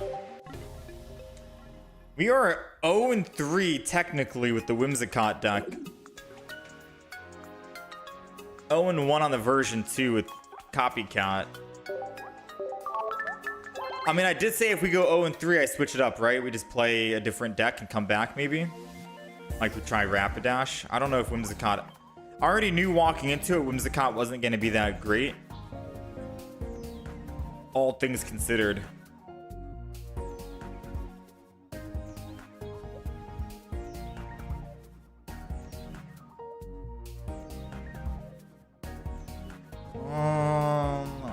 I'm looking.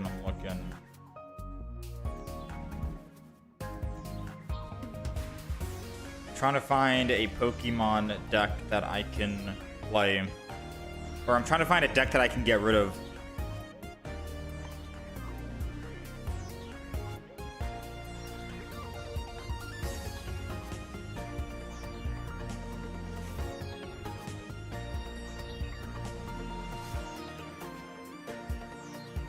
Do I have a Mega Altaria to trade? You are yet to get one. What's your username? Rockstar, and I can see if I have you added and if I have one.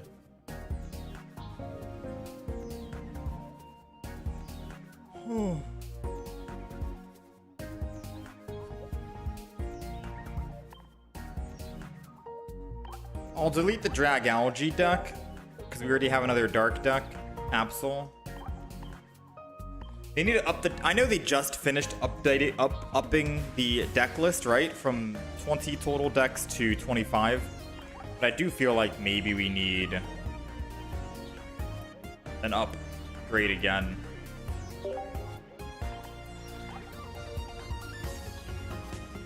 Go Lurk deck I can delete. Nah, dude, that Go Lurk deck might actually be good for solo missions. We'll see.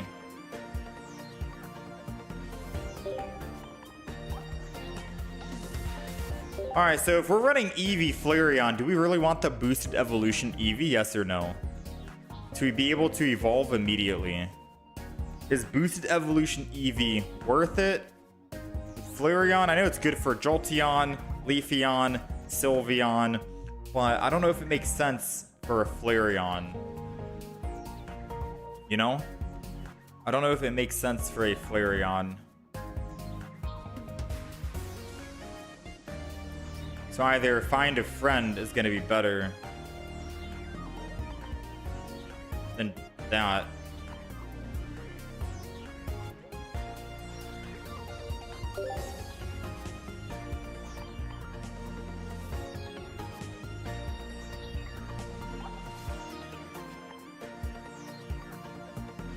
Not worth it, yeah.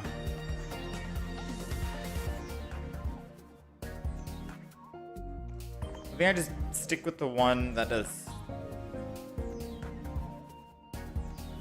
Yeah, I'm probably going to be evolving. I'm not going to be doing that, so.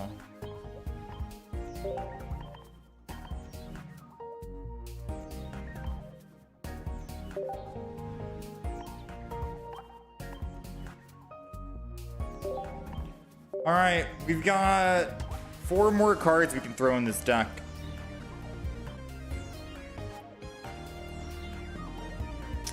Come on, don't mess up now.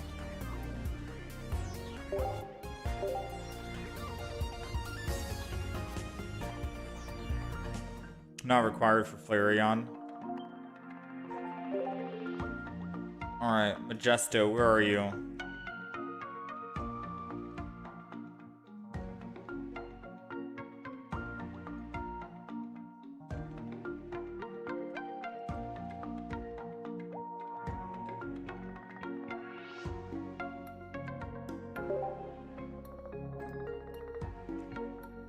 Yeah, we're looking for an Oricorio counter.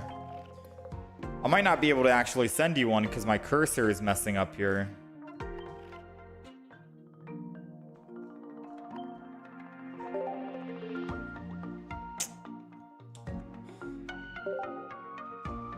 Yeah, I'll have to hit you up another time, Majesto. I can't even scroll down right now.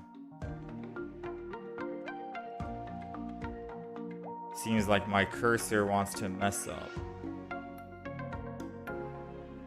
I'll Try and find you if I see you.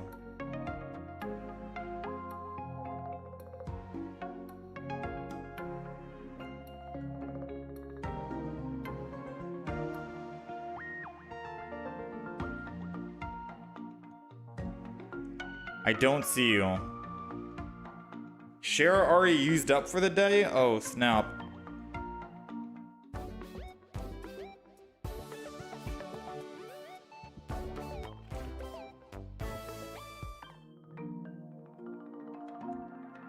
All right, let me finish building this deck and then I'll see. I'll go through the trade and see. All right, so we have double Flame Patch, double Pokeball, double Research. We do have the double Flareon EX lineup. Are we gonna go a base Flareon, and that's the Oricorio counter, or are we going Rapidash?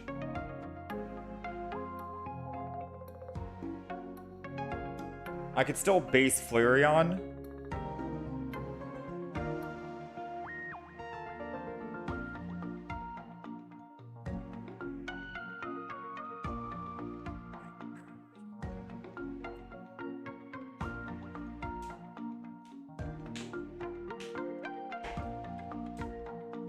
Well, there's two different Flareons. There's one for ramping, the assisting heater, fire energy from the energy zone attached to one of the bench Pokemon. That's good. It would two-shot an Oricorio.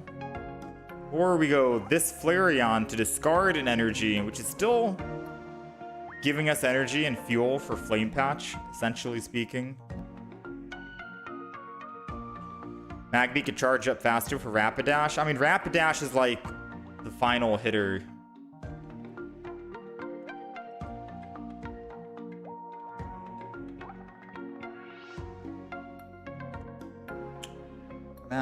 Magby.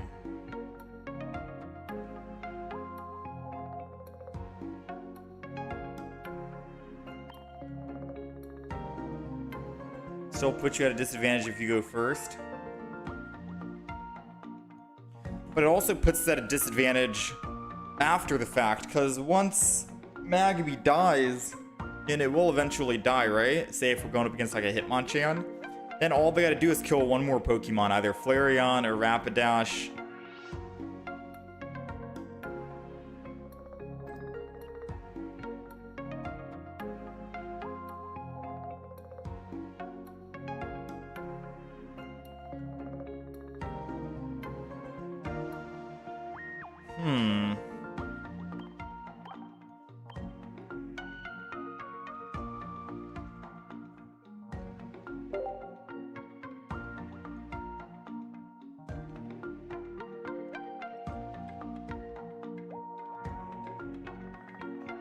Yeah, maybe Flareon EX is too heavy.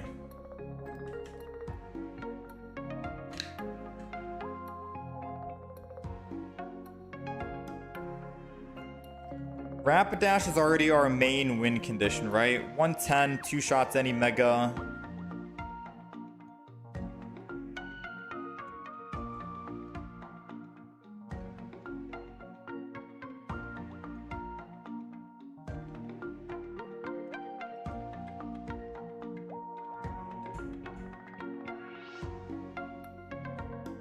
Alright, so what other fire Pokemon are we tossing in then? What other fire Pokemon are we tossing in besides Flareon?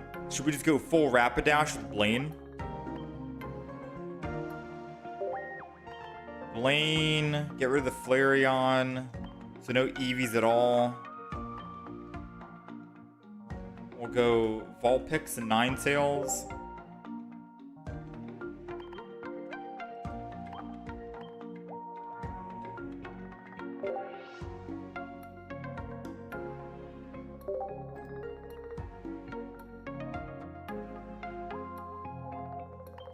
Two energy Ninetales.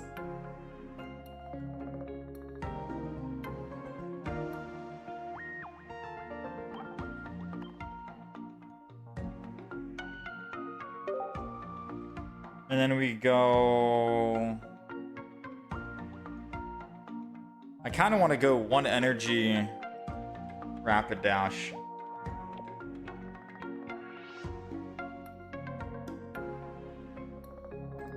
Alright, and that seems good. Double Blaine, double Rapidash EX, one base Rapidash, double Ninetales, Flame Patches, red card, Cyrus. We're just missing one single card now. We're missing one single card.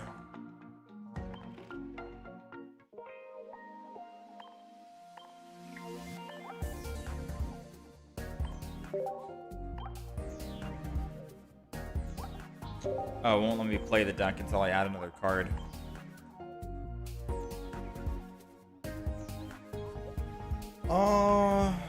Copycat May. I think May in this one. May because we're running two different types of evolutions.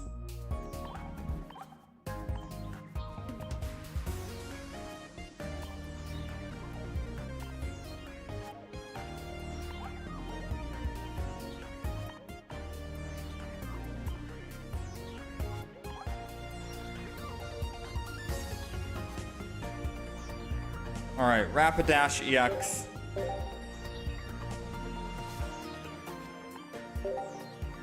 This is the deck list for anyone who wants to take a look.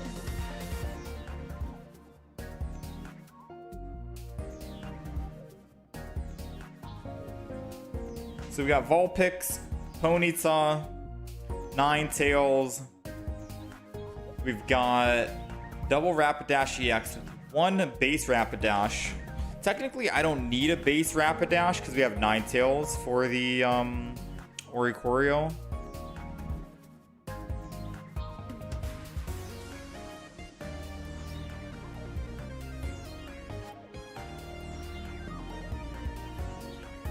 I guess that's just in case I have Ponyta and a Rapidash in hand. I can still Rapidash and attack for 90.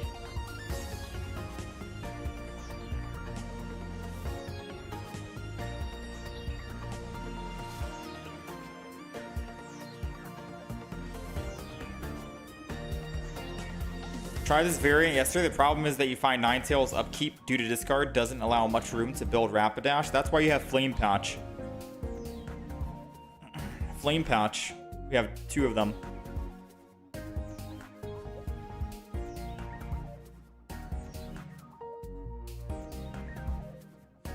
Should I run one base Rapidash? What's the reason for running a base Rapidash? Just more fuel for Blaine? Because I could have one Ponyta in the front with a Rapidash while I build a Ponyta Rapidash in the back. Might be the reason why. We just go one Cyrus. Alright, let's hop into some games. You think Oricorio Mega Pidgeot might be the meta? I'll tell you what. On Saturday, someone remind me we're going to try and build a Mega Pidgeot deck. Obviously, Mega Pidgeot isn't actually in the game yet. Mega Pidgeot comes out next week. But we can put other Pokemon cards together to make the deck. And then once Pidgeot comes out, all we have to do is throw Mega Pidgeot in and we're ready to jump in immediately. So it'll be a quick build, easy way to jump in and play some games. We'll be doing that next week.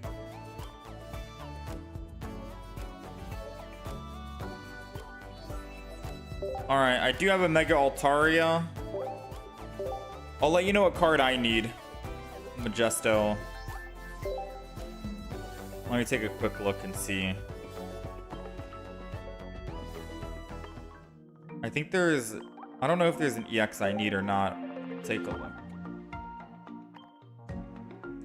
If you have a Jumpluff EX or a Whimsicott or a Blaziken or a Mega Gyarados extra. Any of these. Jumpluff, Whimsicott, Mega Blaziken, EX, Mega Gyarados. Maybe the Jumpluff EX if you have one.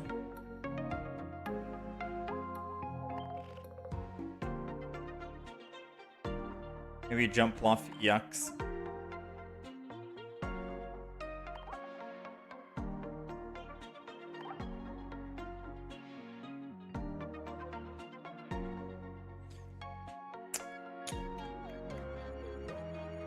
Alright, so let's go ahead, click on this.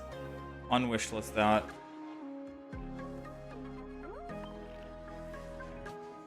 Hopefully I have better luck than you. We'll see. We'll see how the deck goes.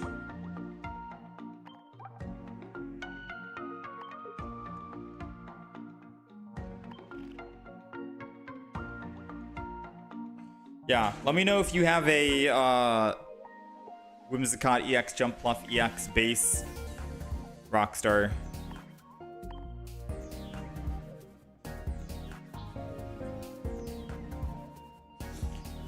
You can do Whimsicott for Rapidash Tauros. I can see if I have extra Rapidash or not. Alright, let's hop in. You have a Jump Pluff EX? Yeah, send it my way then, if you have an extra one.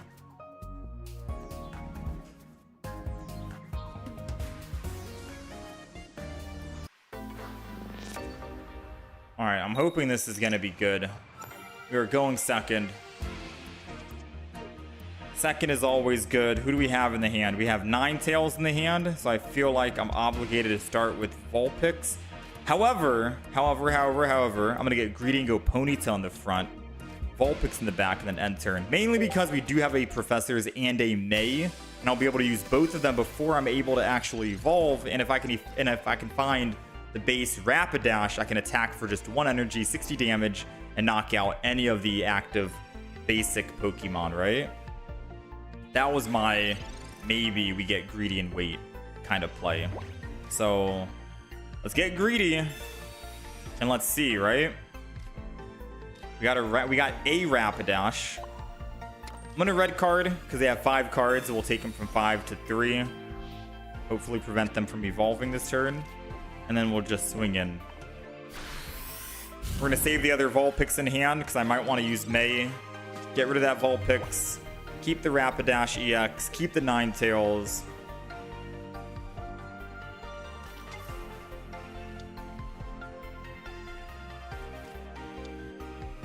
Okay.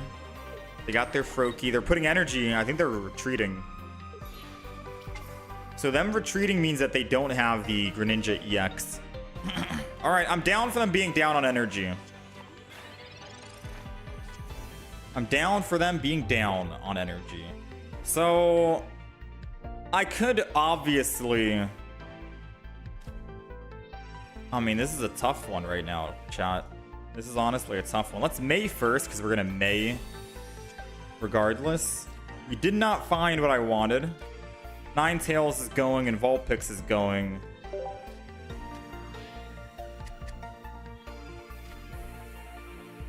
We got another Ponyta. I may as well just...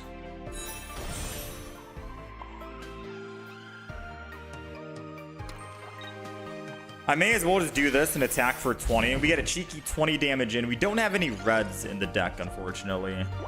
No red card, or no red. Even if I did May and find that base Rapidash, I don't think I was going to use it. Going second lets us just build the Rapidash EX. But I wanted to wait thin my hand. The chances of him actually, like, red carding us, very slim, right? So we had to take that chance here. It would have been nice if we had, like, a red in the deck. Like, you know, if Blaine was red instead. Maybe I go 1 Blaine, 1 red. We're still testing the waters and experimenting, so to say. So let's go ahead and let's swing in. And we'll hit the Froakie. Because that 20 damage is going to be big.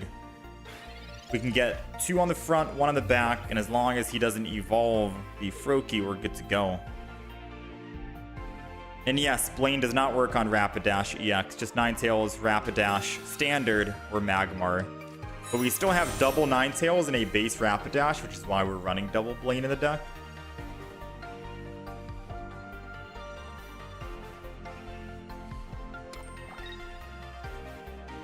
Red card.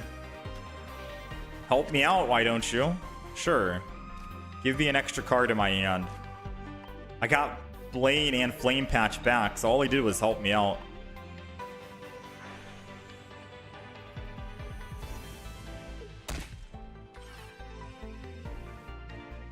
Okay. So... Cyrus incoming? Or what's the deal? Just gonna attack with Suicune.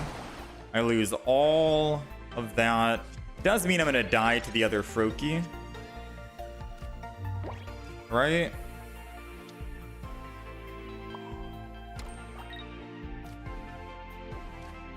Alright, so I'm going to attack this Froakie on the right. Yes, I could get out of the active spot. Let's be real.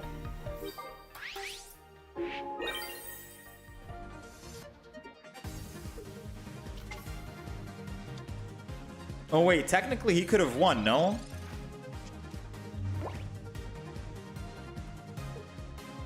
Wait, no, he can still win.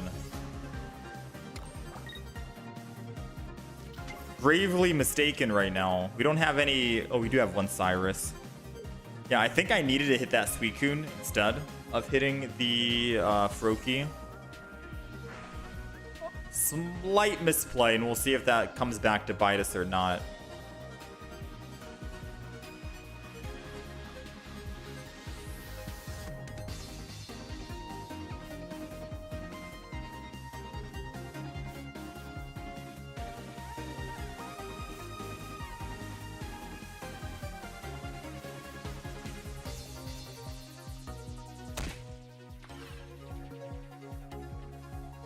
I think we need Rapidash EX in order to win. Oh no, no. Cyrus steals it this turn. We need Cyrus to win right now.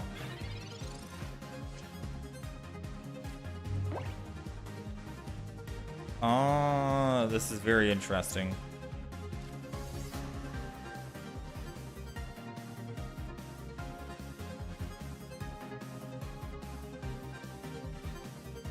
Huh.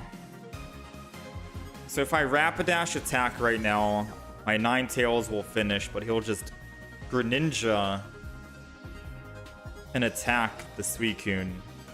Blaine does 30, so we're doing 120 to the Suicune.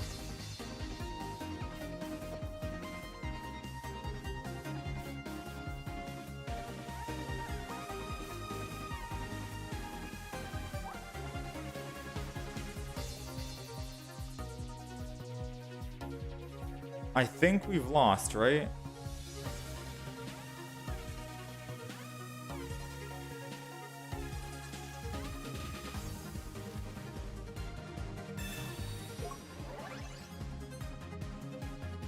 Yeah, I misplayed this.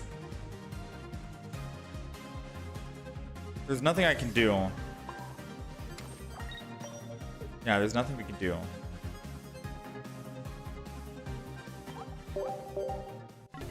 Okay, so we misplayed that. We needed to hit the Suicune. So I thought it was going in with Froakie to trade and then evolve. But then I thought, wait, if I attack the other Froakie on the side and he evolves, he's at 90 HP. We're doing 120. Oh no, he's at 100. We're doing 120. So we can one-shot the Greninja no matter what with Ninetales Blaine. Yeah, we could one-shot no matter what. So that 20 damage needed to go to Suicune, and then we pray he doesn't have Arida, which he most likely has Arida anyways. So we misplayed, yes, but does that change that we probably still would have lost? Probably not. We probably still would have lost against the water duck. Yeah, the type advantage kind of sucks.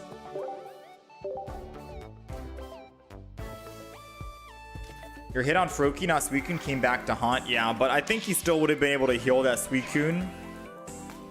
I'm trying to think, do we need a red in the deck? Because there was a moment in time where red would have gotten us the kill, right?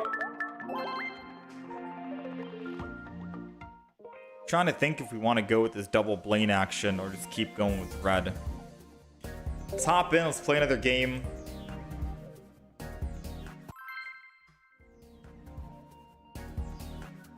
You could do 140 damage with 2 energy with Infernape. Yeah, I know. The difference is this is a stage 1. No rare candies needed. Maybe replace one Blaine with red. Yeah, I am thinking about doing that, because at the very least, red's universal to my Rapidash EX. and for just Ponyta if I wanted to. And then we still have that Blaine to do extra damage for the other Ninetales, you know? So one Blaine, one red. Seems like a better play. Alright, we're going first here. We got the Flame Patch, we got the Pokeball. And we got May. What we don't have is an X speed. We don't really need any X speeds because we have Flame Patch though. And hypothetically speaking, hold on here. We got Ponyta, which means I can evolve into a Rapidash.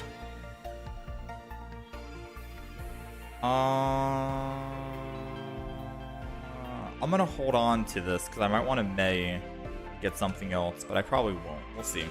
End turn.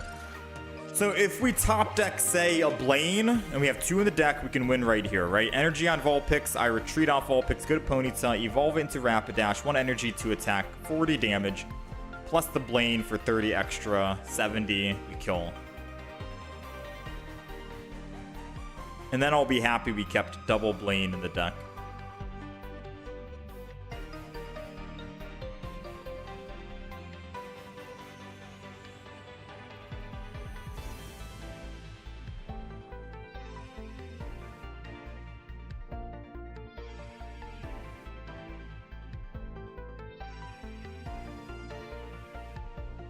Come on, opponent. Don't let this perfect opportunity that I have go to waste.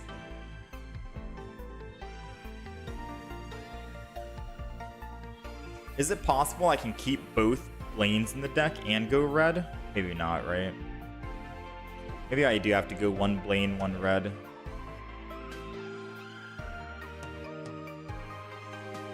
I guess even if I didn't, like hypothetically, if I did go 1 Blaine, 1 red, I could still make the play of doing 40 damage to this Yamask next turn.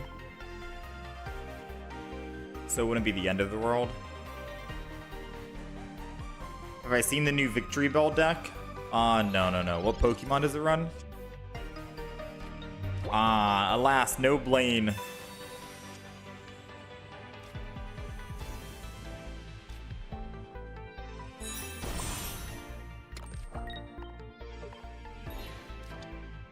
Rapidash. This is why we have the base Rapidash, I think. Just 1. I don't know. Is base Rapidash too much? Is base Rapidash too much to have? Should I just be going Ninetales? Because if I get rid of base Rapidash, I can go double Blaine in red. I think base Rapidash is always nice because just 1 energy to attack is always a good thing. It's okay. I'll trade out the one for 1.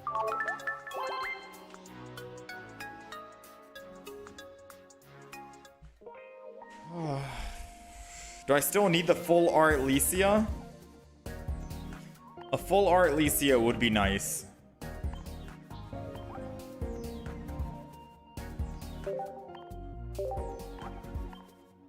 A full Artlesia would be nice. Because I think that's on the Mega Altaria pack, and I'm not really opening up any Altaria packs right now. I'm opening up strictly Blaziken. But what Pokemon would you want for it?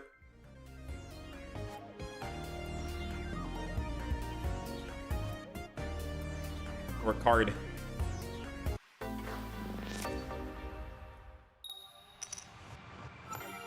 Alright, we're going first here. I always hate going first, but with a Ponyta going first into a Rapidash, 1 energy, it's not that bad, because as long as we can find just 1 Pokemon, we can May it, hopefully find a Rapidash non-EX, and then we're on energy curve, yeah? So that it'll all work out. Now, it's going to suck if we somehow top deck Rapidash, because we have red in the deck. Oh my gosh.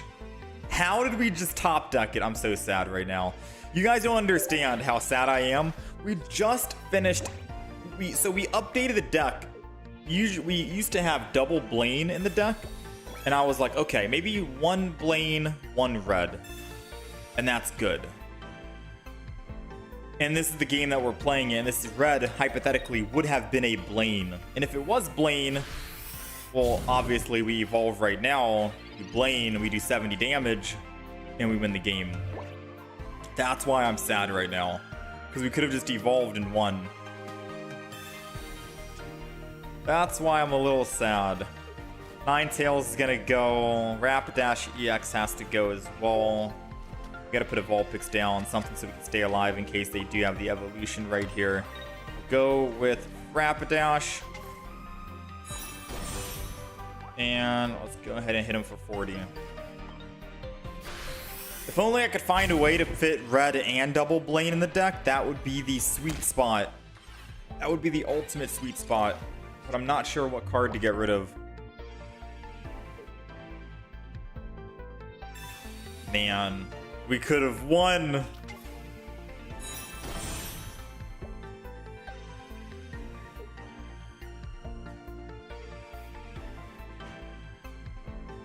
We're gonna have to Vulpix and hope and pray.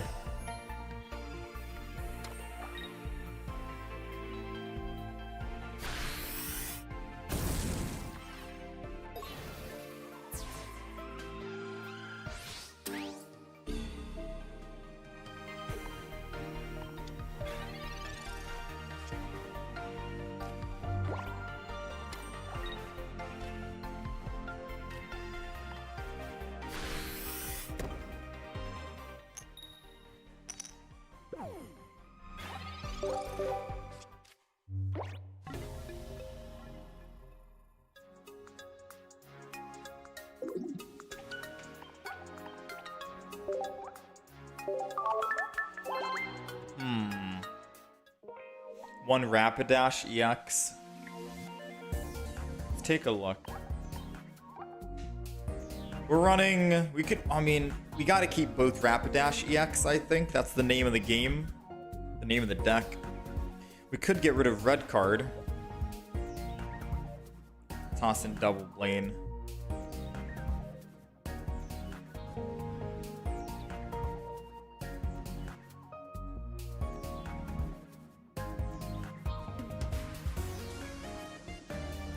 I think it's time to try out Infernape.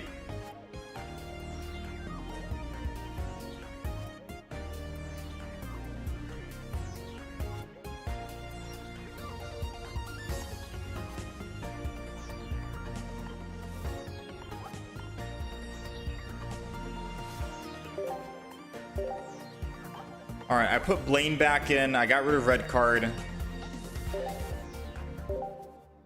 Now, let's begin. Deck list is updated. We're 0-2 so far with Rapidash. Technically, we're 1-2. That other game. But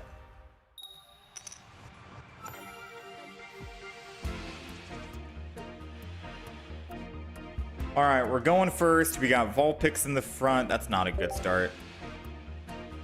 I'll keep the other Vulpix because we can always get rid of it with May.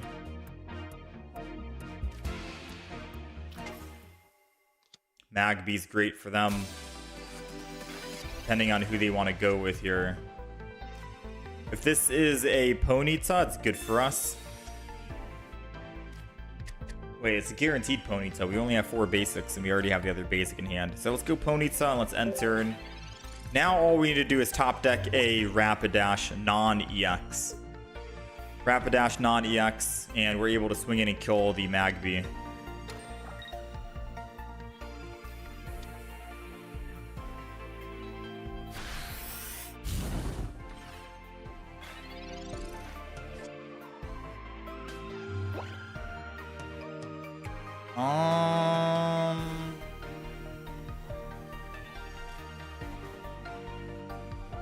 That is unfortunate if he does kill it.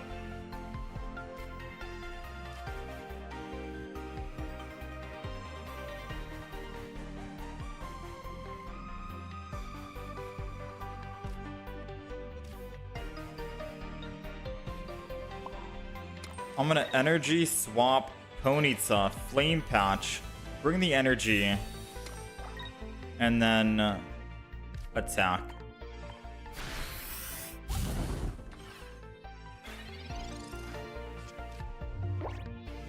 Part of me feels like I should have Ninetales.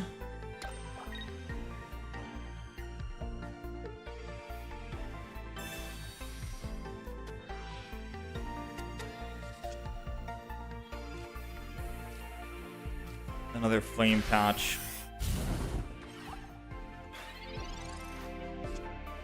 I mean, I can always Ninetales now, right? My Rapidash is never getting built. Let's just agree to that. Let's just agree. It's never getting built. We're doing a lot of flip-flopping right now.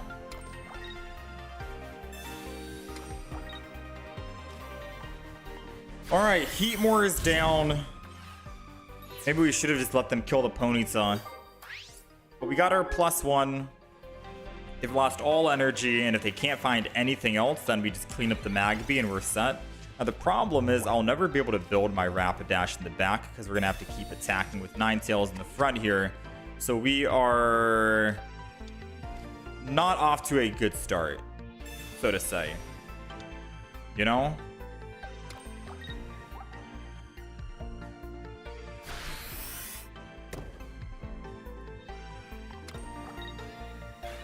Come on, Rapidash.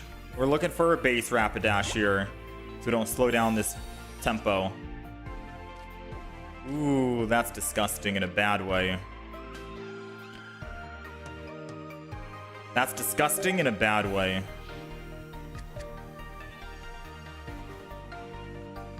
I'm gonna have to just build a Ponyta in the back and then end turn.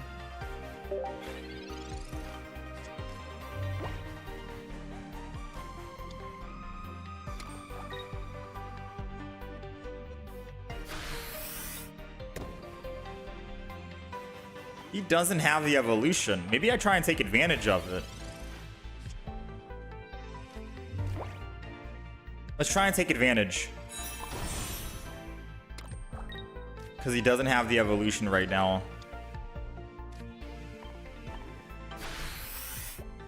He's already used Mars, so I don't see him using Mars again. Most people don't run double Mars in the deck. So I'm going to hold on to this Rapidash EX here as a surprise factor.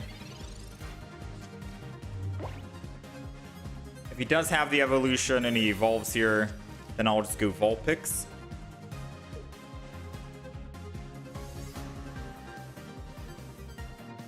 He's got the evolution. Oh, it's for Chandelure. What? So he doesn't have the evolution for the Torchic.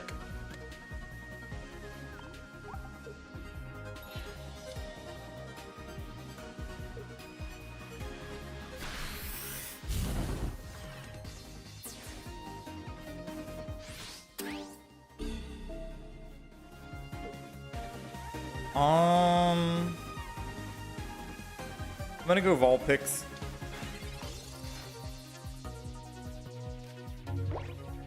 Lane is doing 120. I needed at least one single damage on this guy though. So if I put energy on Vulpix, retreat, attack with Ponyta, 20 damage, he's in one-shot range if he doesn't Lily. And if he doesn't Lily, then I can Ninetales, kill him with Blaine and we're good. Or I can just wait and pray with Rapidash EX here.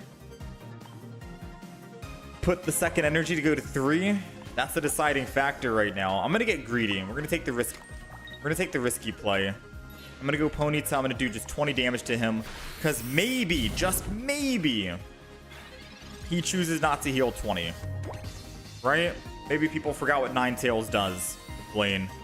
And if I did let him kill the Vulpix and I evolve into Rapidash and attack, he can still Sabrina to win off of the other Ninetales. So we might have to actually do it this way.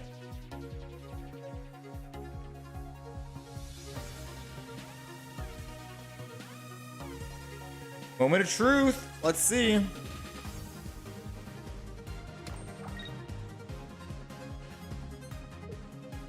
Bingo. We're in there. Whew. A big sigh of relief. I had to stop and think about that one for a quick moment just to see what our game plan was. There was a lot of flip-flopping going around, to be honest, but we got it done at the end of the day. Ninetales picking up a kill. Rapidash sadly didn't get to see the light of day in this deck, or in this match. But don't worry, there's always more games coming up, and we'll see if we can make Rapidash EX shine.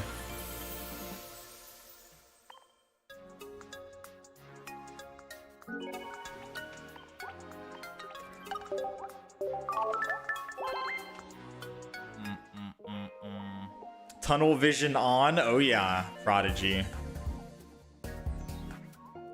Hala plus Crabominable is fun to play. You're positive you spelled that wrong? Ooh, I have not checked out Hala yet. I tried making Fantina work. I got frustrated and gave up. Hala I could take a look at. Alright, we're going first. Again, I think here. So let's go put Vulpix down. Going first in this deck obviously just isn't that great unless we end up going first with Ponyta, and then we could Rapidash. But with Flame Patches, maybe it's okay. Obviously, if we go second, that'd be the best use case scenario. There goes the Ponyta. We'll put Ponyta down, and then we'll just enter. We got a Flame Patch, so top decking a Rapidash. Non-EX, we could still swing in for 70 next turn if I really wanted to. Just depends, right? Just depends. Professor's Research. We got the base Rapidash like I was mentioning. I mean, we might as well, right? We get to get one hit in and we survive a hit, and once we kill Mega Absol, we're good to go. So let's just Flame Patch and do it. Keep the aggression. Since we Professored, we can't Blaine, but Dark Pendant will only get rid of one card. Right? And then he gets to get rid of another card. So he has to decide between Cyrus to bring him back, Red or Blaine. Blaine, obviously, because it does the most damage right now. 30 extra versus 20 extra. But keeping a Cyrus in hand is going to be very scary because once we kill one Mega, we win the game.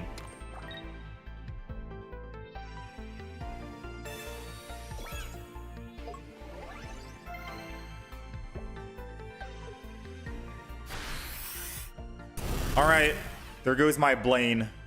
Say goodbye.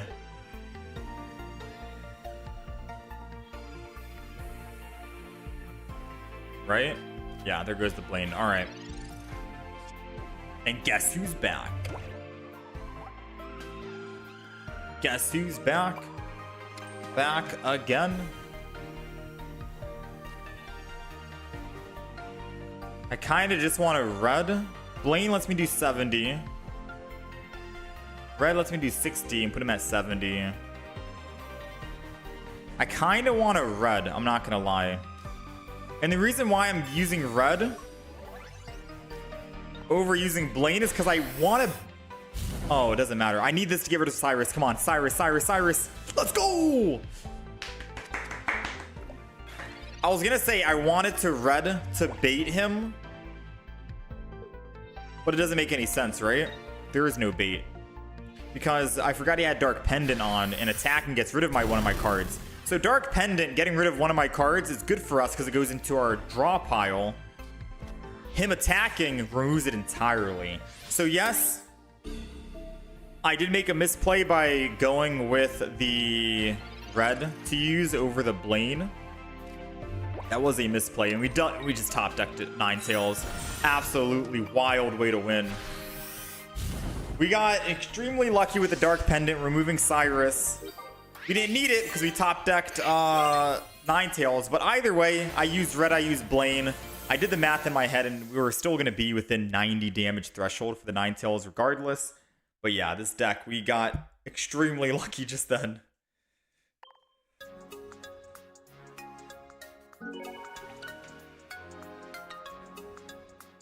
Wild, man. What a top deck.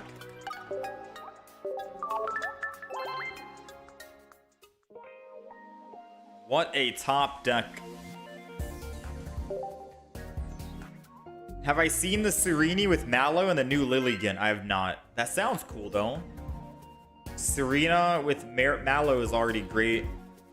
Lilligant, 20 more HP. Maybe Serena would be unkillable.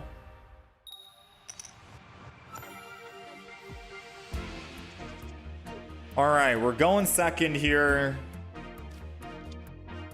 And I think I'm going to start with Vulpix in the front. Vulpix in the front, Ninetales for that cheeky 90 damage per turn. Seems like the play, yes?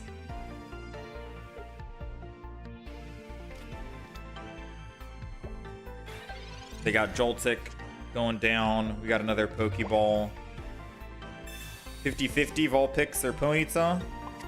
Let's go ahead and Vulpix this. I'm going to keep the Ponyta in hand because we still have May in the deck, and we may want to replace that Ponyta for a Rapidash EX.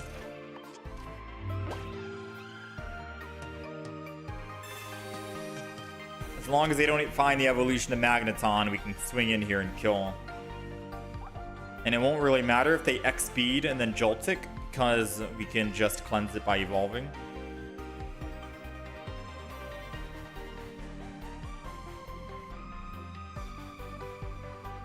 So now it is up to you, my friend.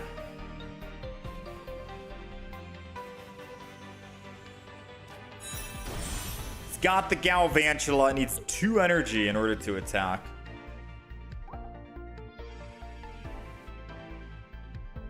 But it does discard all energy, so it'll only be able to attack me 1 time, and Ninetales lives at 20. Alright, so they are putting Magnemite down in the front. They are deciding to attack here, which is interesting, because I think they probably have... So this is the play that they're probably going to do, right?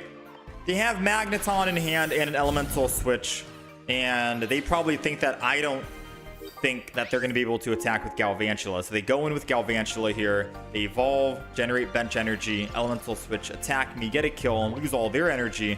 And then I'm like shocked, right? I'm like, oh no, I didn't see it coming. No, this is fine. Like we saw it coming a mile away. We knew this was going to happen. However, we did what we wanted to do. We got a +1. We got energy in the discard pile, and now we have Flame Patch ready to jump in. So them doing this, all calculated, part of the plan. Now we just have to hopefully let the game take over. Let fate take over with our Pokemon card. Did not find the Pokemon card we needed. Okay, so... Let's just go ahead... Just go ahead and build energy on the back and then just end turn, right? Because putting 1 energy on the front doesn't change anything. I can one-shot it. Wait, can I one-shot it? No, we can't one-shot it with the base Rapidash. I need to do at least 1 damage. 120 hit to it. But I'm assuming he's going to do the same thing, right? He'll have another Elemental Switch or a Dawn. He'll kill the active spot. And as long as I can just top deck this Rapidash EX, we can clean up the Galvantula. So that's why I didn't want to put energy on the front line, because it would have been too risky to do that with just 1 Flame Patch in hand. So now, heart of the cards. 2 in 11 chance, or May. Or Professors. Come on, baby. 2 in 10, 2 in 10. 20%. Oh, it's not over yet. It's not over yet. Don't be sad. He's already used 1 Dawn, 1 Elemental Switch. He needs to have another Dawn or another Elemental Switch in order to actually pull off the Galvantula triple attack. And if he doesn't have it, then we still have an opportunity to bring it back with a Rapidash EX here. 2 and 8, 1 and 4, 25%. Technically a higher percent, because if we draw May, 3 and 5, or 3 and 8, then we can exchange.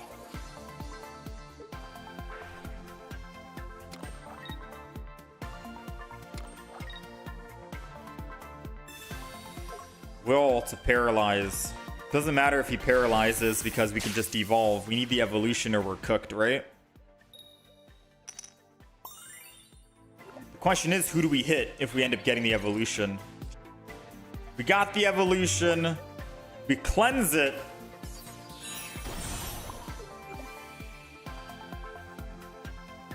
Maybe I hit this Joltik in the front because the other Galvantula doesn't have energy anyways. That seems like a much better play.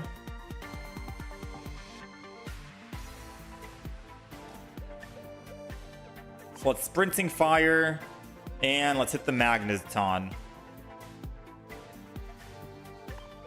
Because if he doesn't find Magnezone and evolve, I can Cyrus and kill it next turn.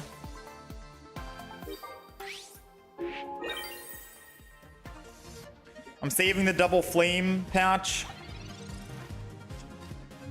Because we can still find a Vulpix and the Ninetales flame patch to it. Actually, it wouldn't matter if we find Vulpix at the stage.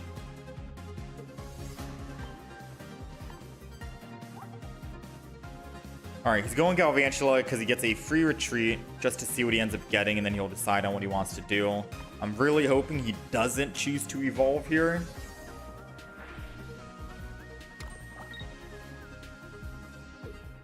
Nice!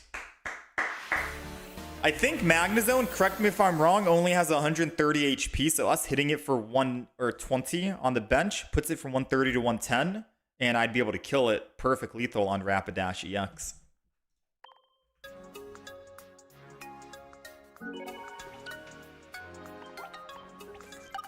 Nice, nice, nice. So far, we are 3-0 with the deck.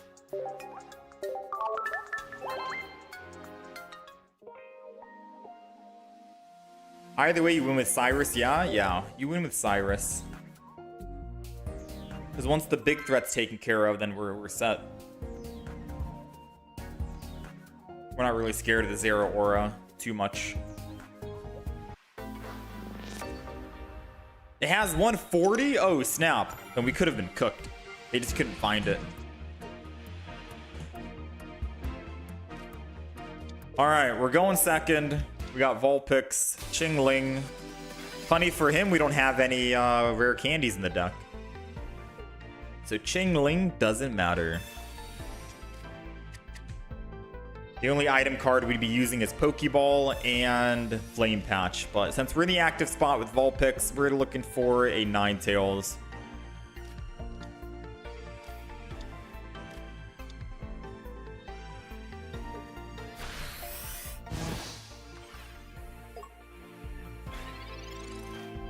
Okay. Let's go ahead and Tail Whip. Maybe I can make him not use Jingly next turn. It's all good. We're still looking for a Ninetales ourselves. Alright, Swablu's... Oh, not Swablu. Yeah, Dusk Noir. Copycat. Dude, Copycat's such a great card.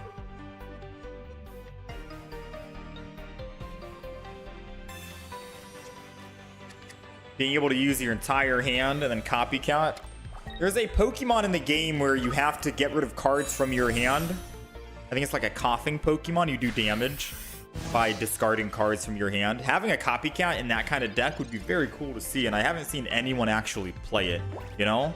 I'm talking out loud right now, but it would be cool to actually see that in action. Now, we're pretty much dead. Mega Altari is doing 100. We only have one single Pokemon left, and that's all she wrote pretty much, right? That's all she wrote. Well played. Not the best of games, but...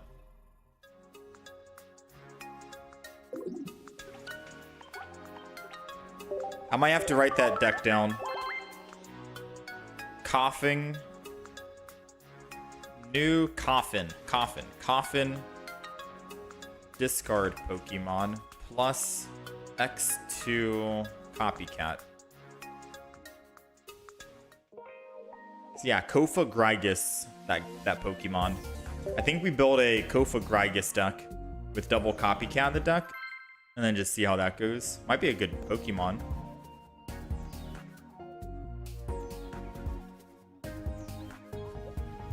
I just haven't seen any decks play it.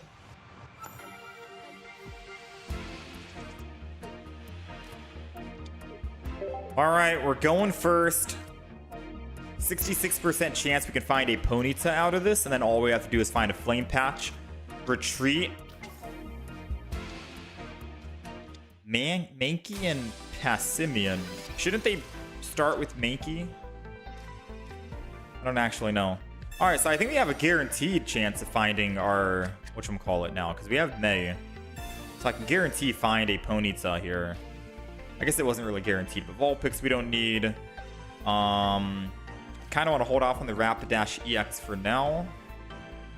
And then I'll put Ponyta down and we'll end turn. So now all we're looking for is what? A Flame Patch, because I could Energy Vulpix, lose the energy, go Vulpix or Ponyta, evolve it, Flame Patch, Blaine, attack for 70 on the Passimian, and then we're cooking, yeah?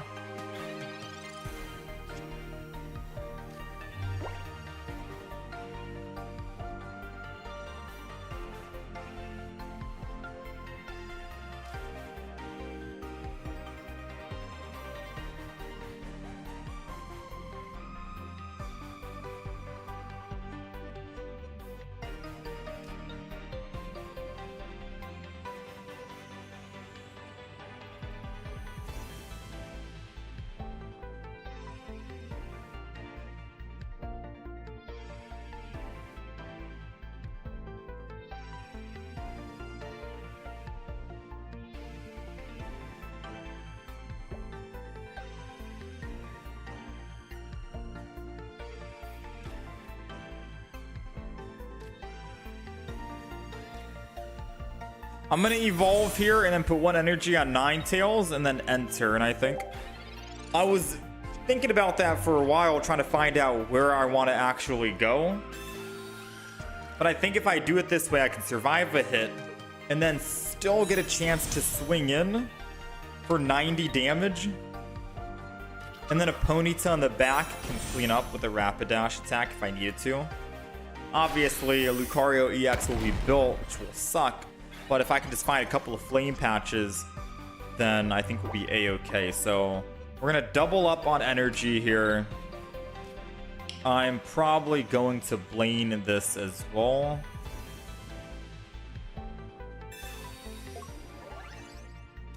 And we're just going to hit for the 120.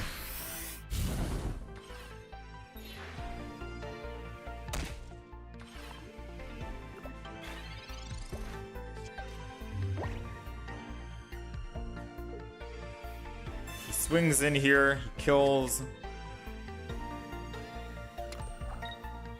We're looking for another Ponyta right now.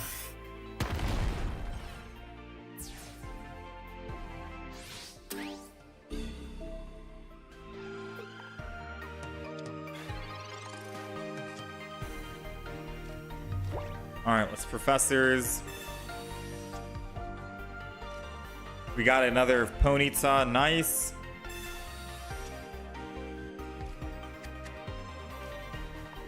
Still looking for something though.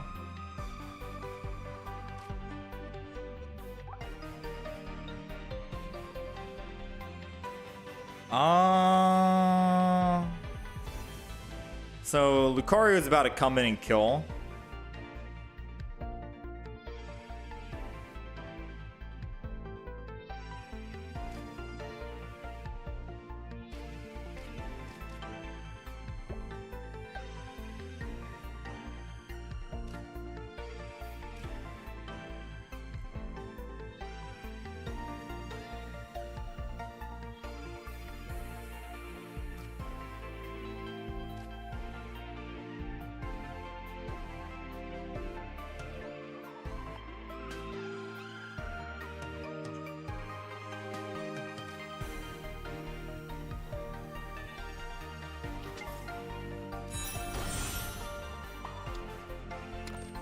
I'll just go ahead and evolve and attack. I don't think we win this game.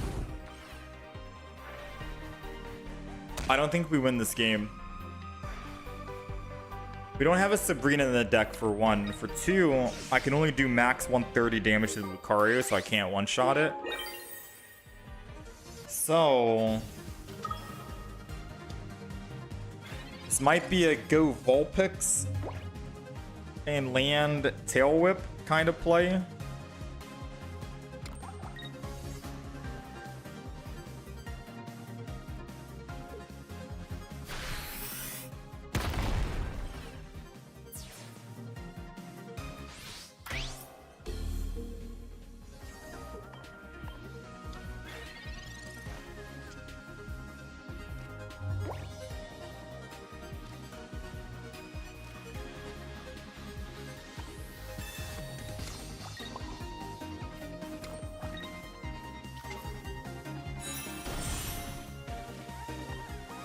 Come on, Tail Whip. Come on.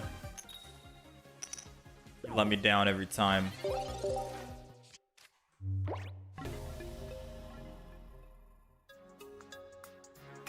Tail Whip is not that great.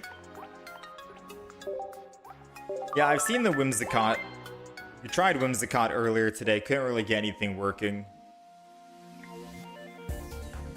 This is the deck list. I'll show it really quick. 5 seconds. Take a screenshot if you want. We'll talk about the deck list after we're done playing all of our games. So that's the deck list. It's a quick screenshot, Then we're going to hop back in. We got to try and get some more games. We had some good couple of games. We were 3-0. But now we're 3-2, and we've lost the last 2 games, so we've gotten pretty unfortunate. But we're doing some work. I still believe in it. Maybe if we can stop going first 24/7, that'd be nice. All right, we're going first. We got Hitmontop on their side. We got Ponyta on ours, and a double Professors. Something feels bad about going first constantly, but sometimes you can't really help it, I suppose. So they're going to be able to do 20 to one of my bench Pokemon. I think I just do it like this, and then we end turn. Because, funny enough, if they don't have anything else, we can just kill with Ninetales next turn. We kill with Ninetales. You know, I don't want to sound old, but back in my day, this is how we played. Wait, we win, right? I think we don't have to do anything else. Back in my day, this is how we won the game. Wait, why did I swap? We don't win the game.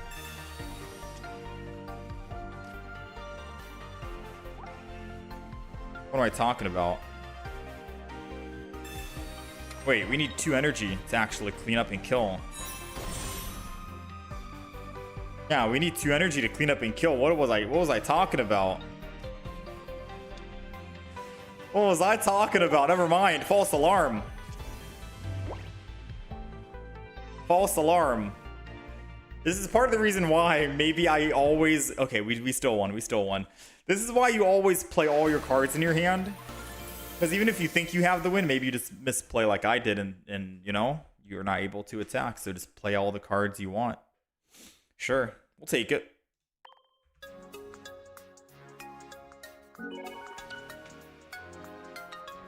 was gonna say, back in my day, this is the peak deck that people used to play, you know? Ninetales Rapidash. This was the OG aggression deck. So we're bringing it back a little bit with May and Flame Patch and Rapidash EX. I guess arguably you only need 1 single Rapidash EX.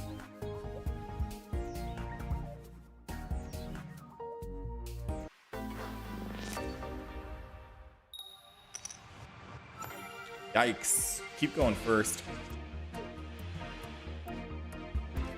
Alright, we're going first.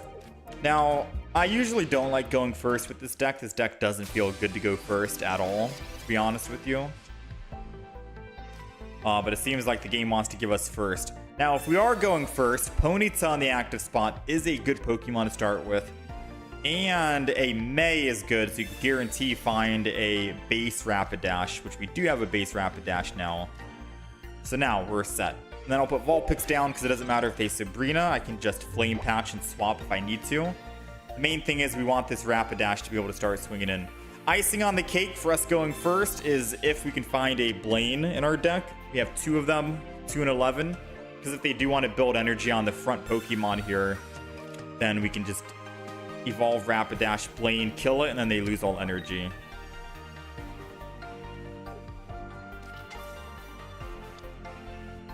Do they guarantee a broken Space Bellow? They're not. Okay. Come on, Blaine, top deck. 2 and 11. 2 and 11. Oh, let's go. We'll take it. Rapidash is going down.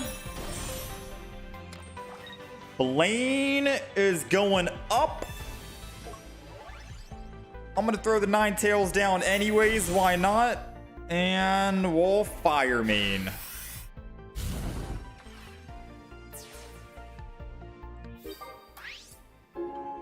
Not too shabby, not too shabby. Now we got to find a Ponyta so we can start building it for the Rapidash EX. Because I think we're going to need that to actually come out on top here and win. Unless they decide to keep building the Espeon and never build the Giratina Broken Space. They're gonna Broken Space. They didn't Broken Space? What? Did they just forget? Did they just honestly forget? What the heck, man? Alright, so I am gonna just go one done and attack with Fire Rapidash. I was gonna swap and then Flame Patch and then hit 90, but on the off chance he has like an EV bag, then he kills my Ninetales at 90 HP. I'd rather him just heal this, right? Watch over with Indeedee. He has so many abilities on the field, he forgot the most important ability, which is Giratina. Because as long as the Giratina can't be built, then we're gonna be able to kill one more Pokemon, whether it's Espeon or Indeedee. Come on, double EV bag. Aww. I was hoping for the double EV bag, but it's okay. So we don't have any energy in the discard pile, right? Second energy goes here. I'm gonna May just to get it out of my hand because we don't need May anymore. And I also wanted to see if I could find the cooler Rapidash EX, the rainbow one, just for a little bit of style points, but we didn't find it. So Rapidash EX is going down. Let's lose the energy here. Flame Patch. And I'm gonna hit the Indeedee, not the Giratina. And the main reason why is because Indeedee... Actually, Espeon can heal the Indeedee if Espeon wants to. And if Espeon doesn't, I can just Cyrus, and that's the way to win. But they're probably going to be focusing on healing the front spot because they need all that extra healing, right?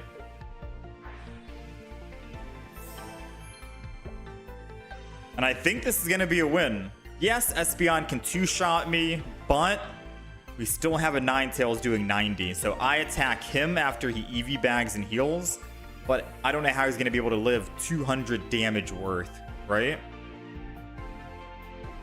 And I think he's just now calculating it in his head of him taking 110 plus another 90 after he kills my Rapidash. He doesn't have anything on the field or points-wise. Rapidash EX. Ugh, that was a quick... We went first, I think, right? Dang. We went first. We didn't even have energy advantage, and we were able to build up this Rapidash so quickly.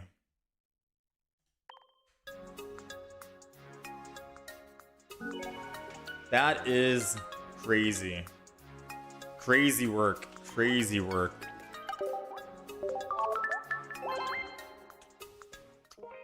All right, we are 5-2 with the deck. I'll do one final finale game, and then we'll talk about the deck list, yeah?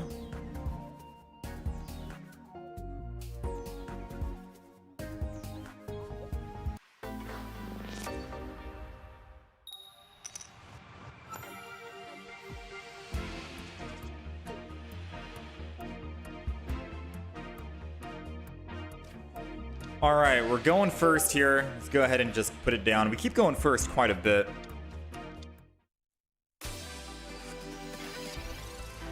Against a Chingling. Now, we do have a Flame Patch, but we need to find a Ponyta this turn. 66% chance it's a Ponyta. We need a Ponyta.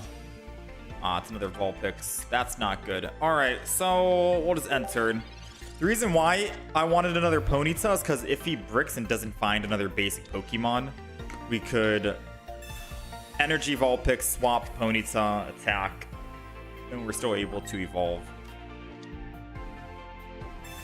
Honestly, his red card might do us more good than bad.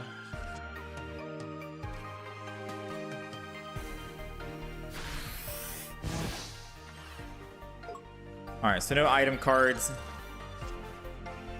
We got Blaine. Let's go ahead and Professor's Research.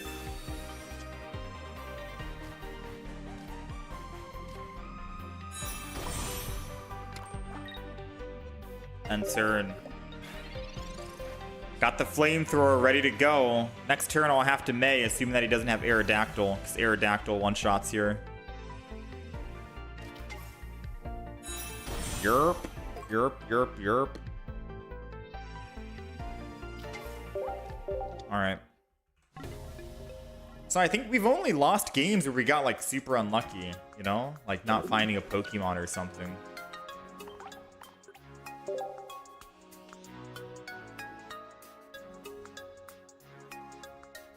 Alright, let's go talk about the deck. We went 5 and 3 just now.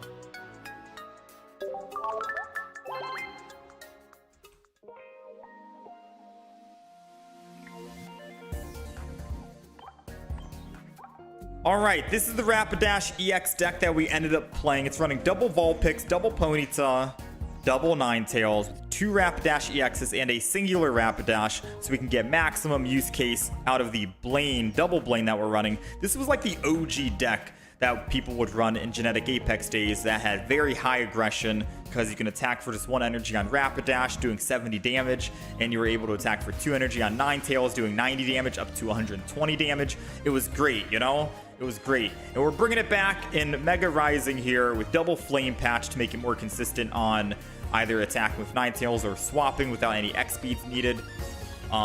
Building up the Rapidash as quickly as possible if we need to as well. So on and so forth. We have Pokeball double in the deck. May for some consistencies on finding the Pokemon we want, because we have 2 Rapidashes, 1 EX, 1 non-EX. And I guess if you're ever running a deck like this, where you have like an EX variant and the non-EX variant of the same exact Pokemon card, you're going to want May, right? Just to obviously swap out. It's like stronger than a Pokemon communication. Professor's Research, 1 red, just so we can do a little bit of extra damage if we need to, in case we want to use it on our Rapidash, for example, for Pokemon who are at 130 HP. I'm thinking of, I guess, Raikou EX and DD EX. So on and so forth. Any Pokemon, you name it, that might be at 130. Red can get you to 130. And I think Ninetales and Blaine only gets you to 120, unfortunately. So definitely wanted to throw in at least 1 more damaging card for that. And then a Cyrus, because Rapidash's ability lets you do 20 damage to all the Pokemon on the bench.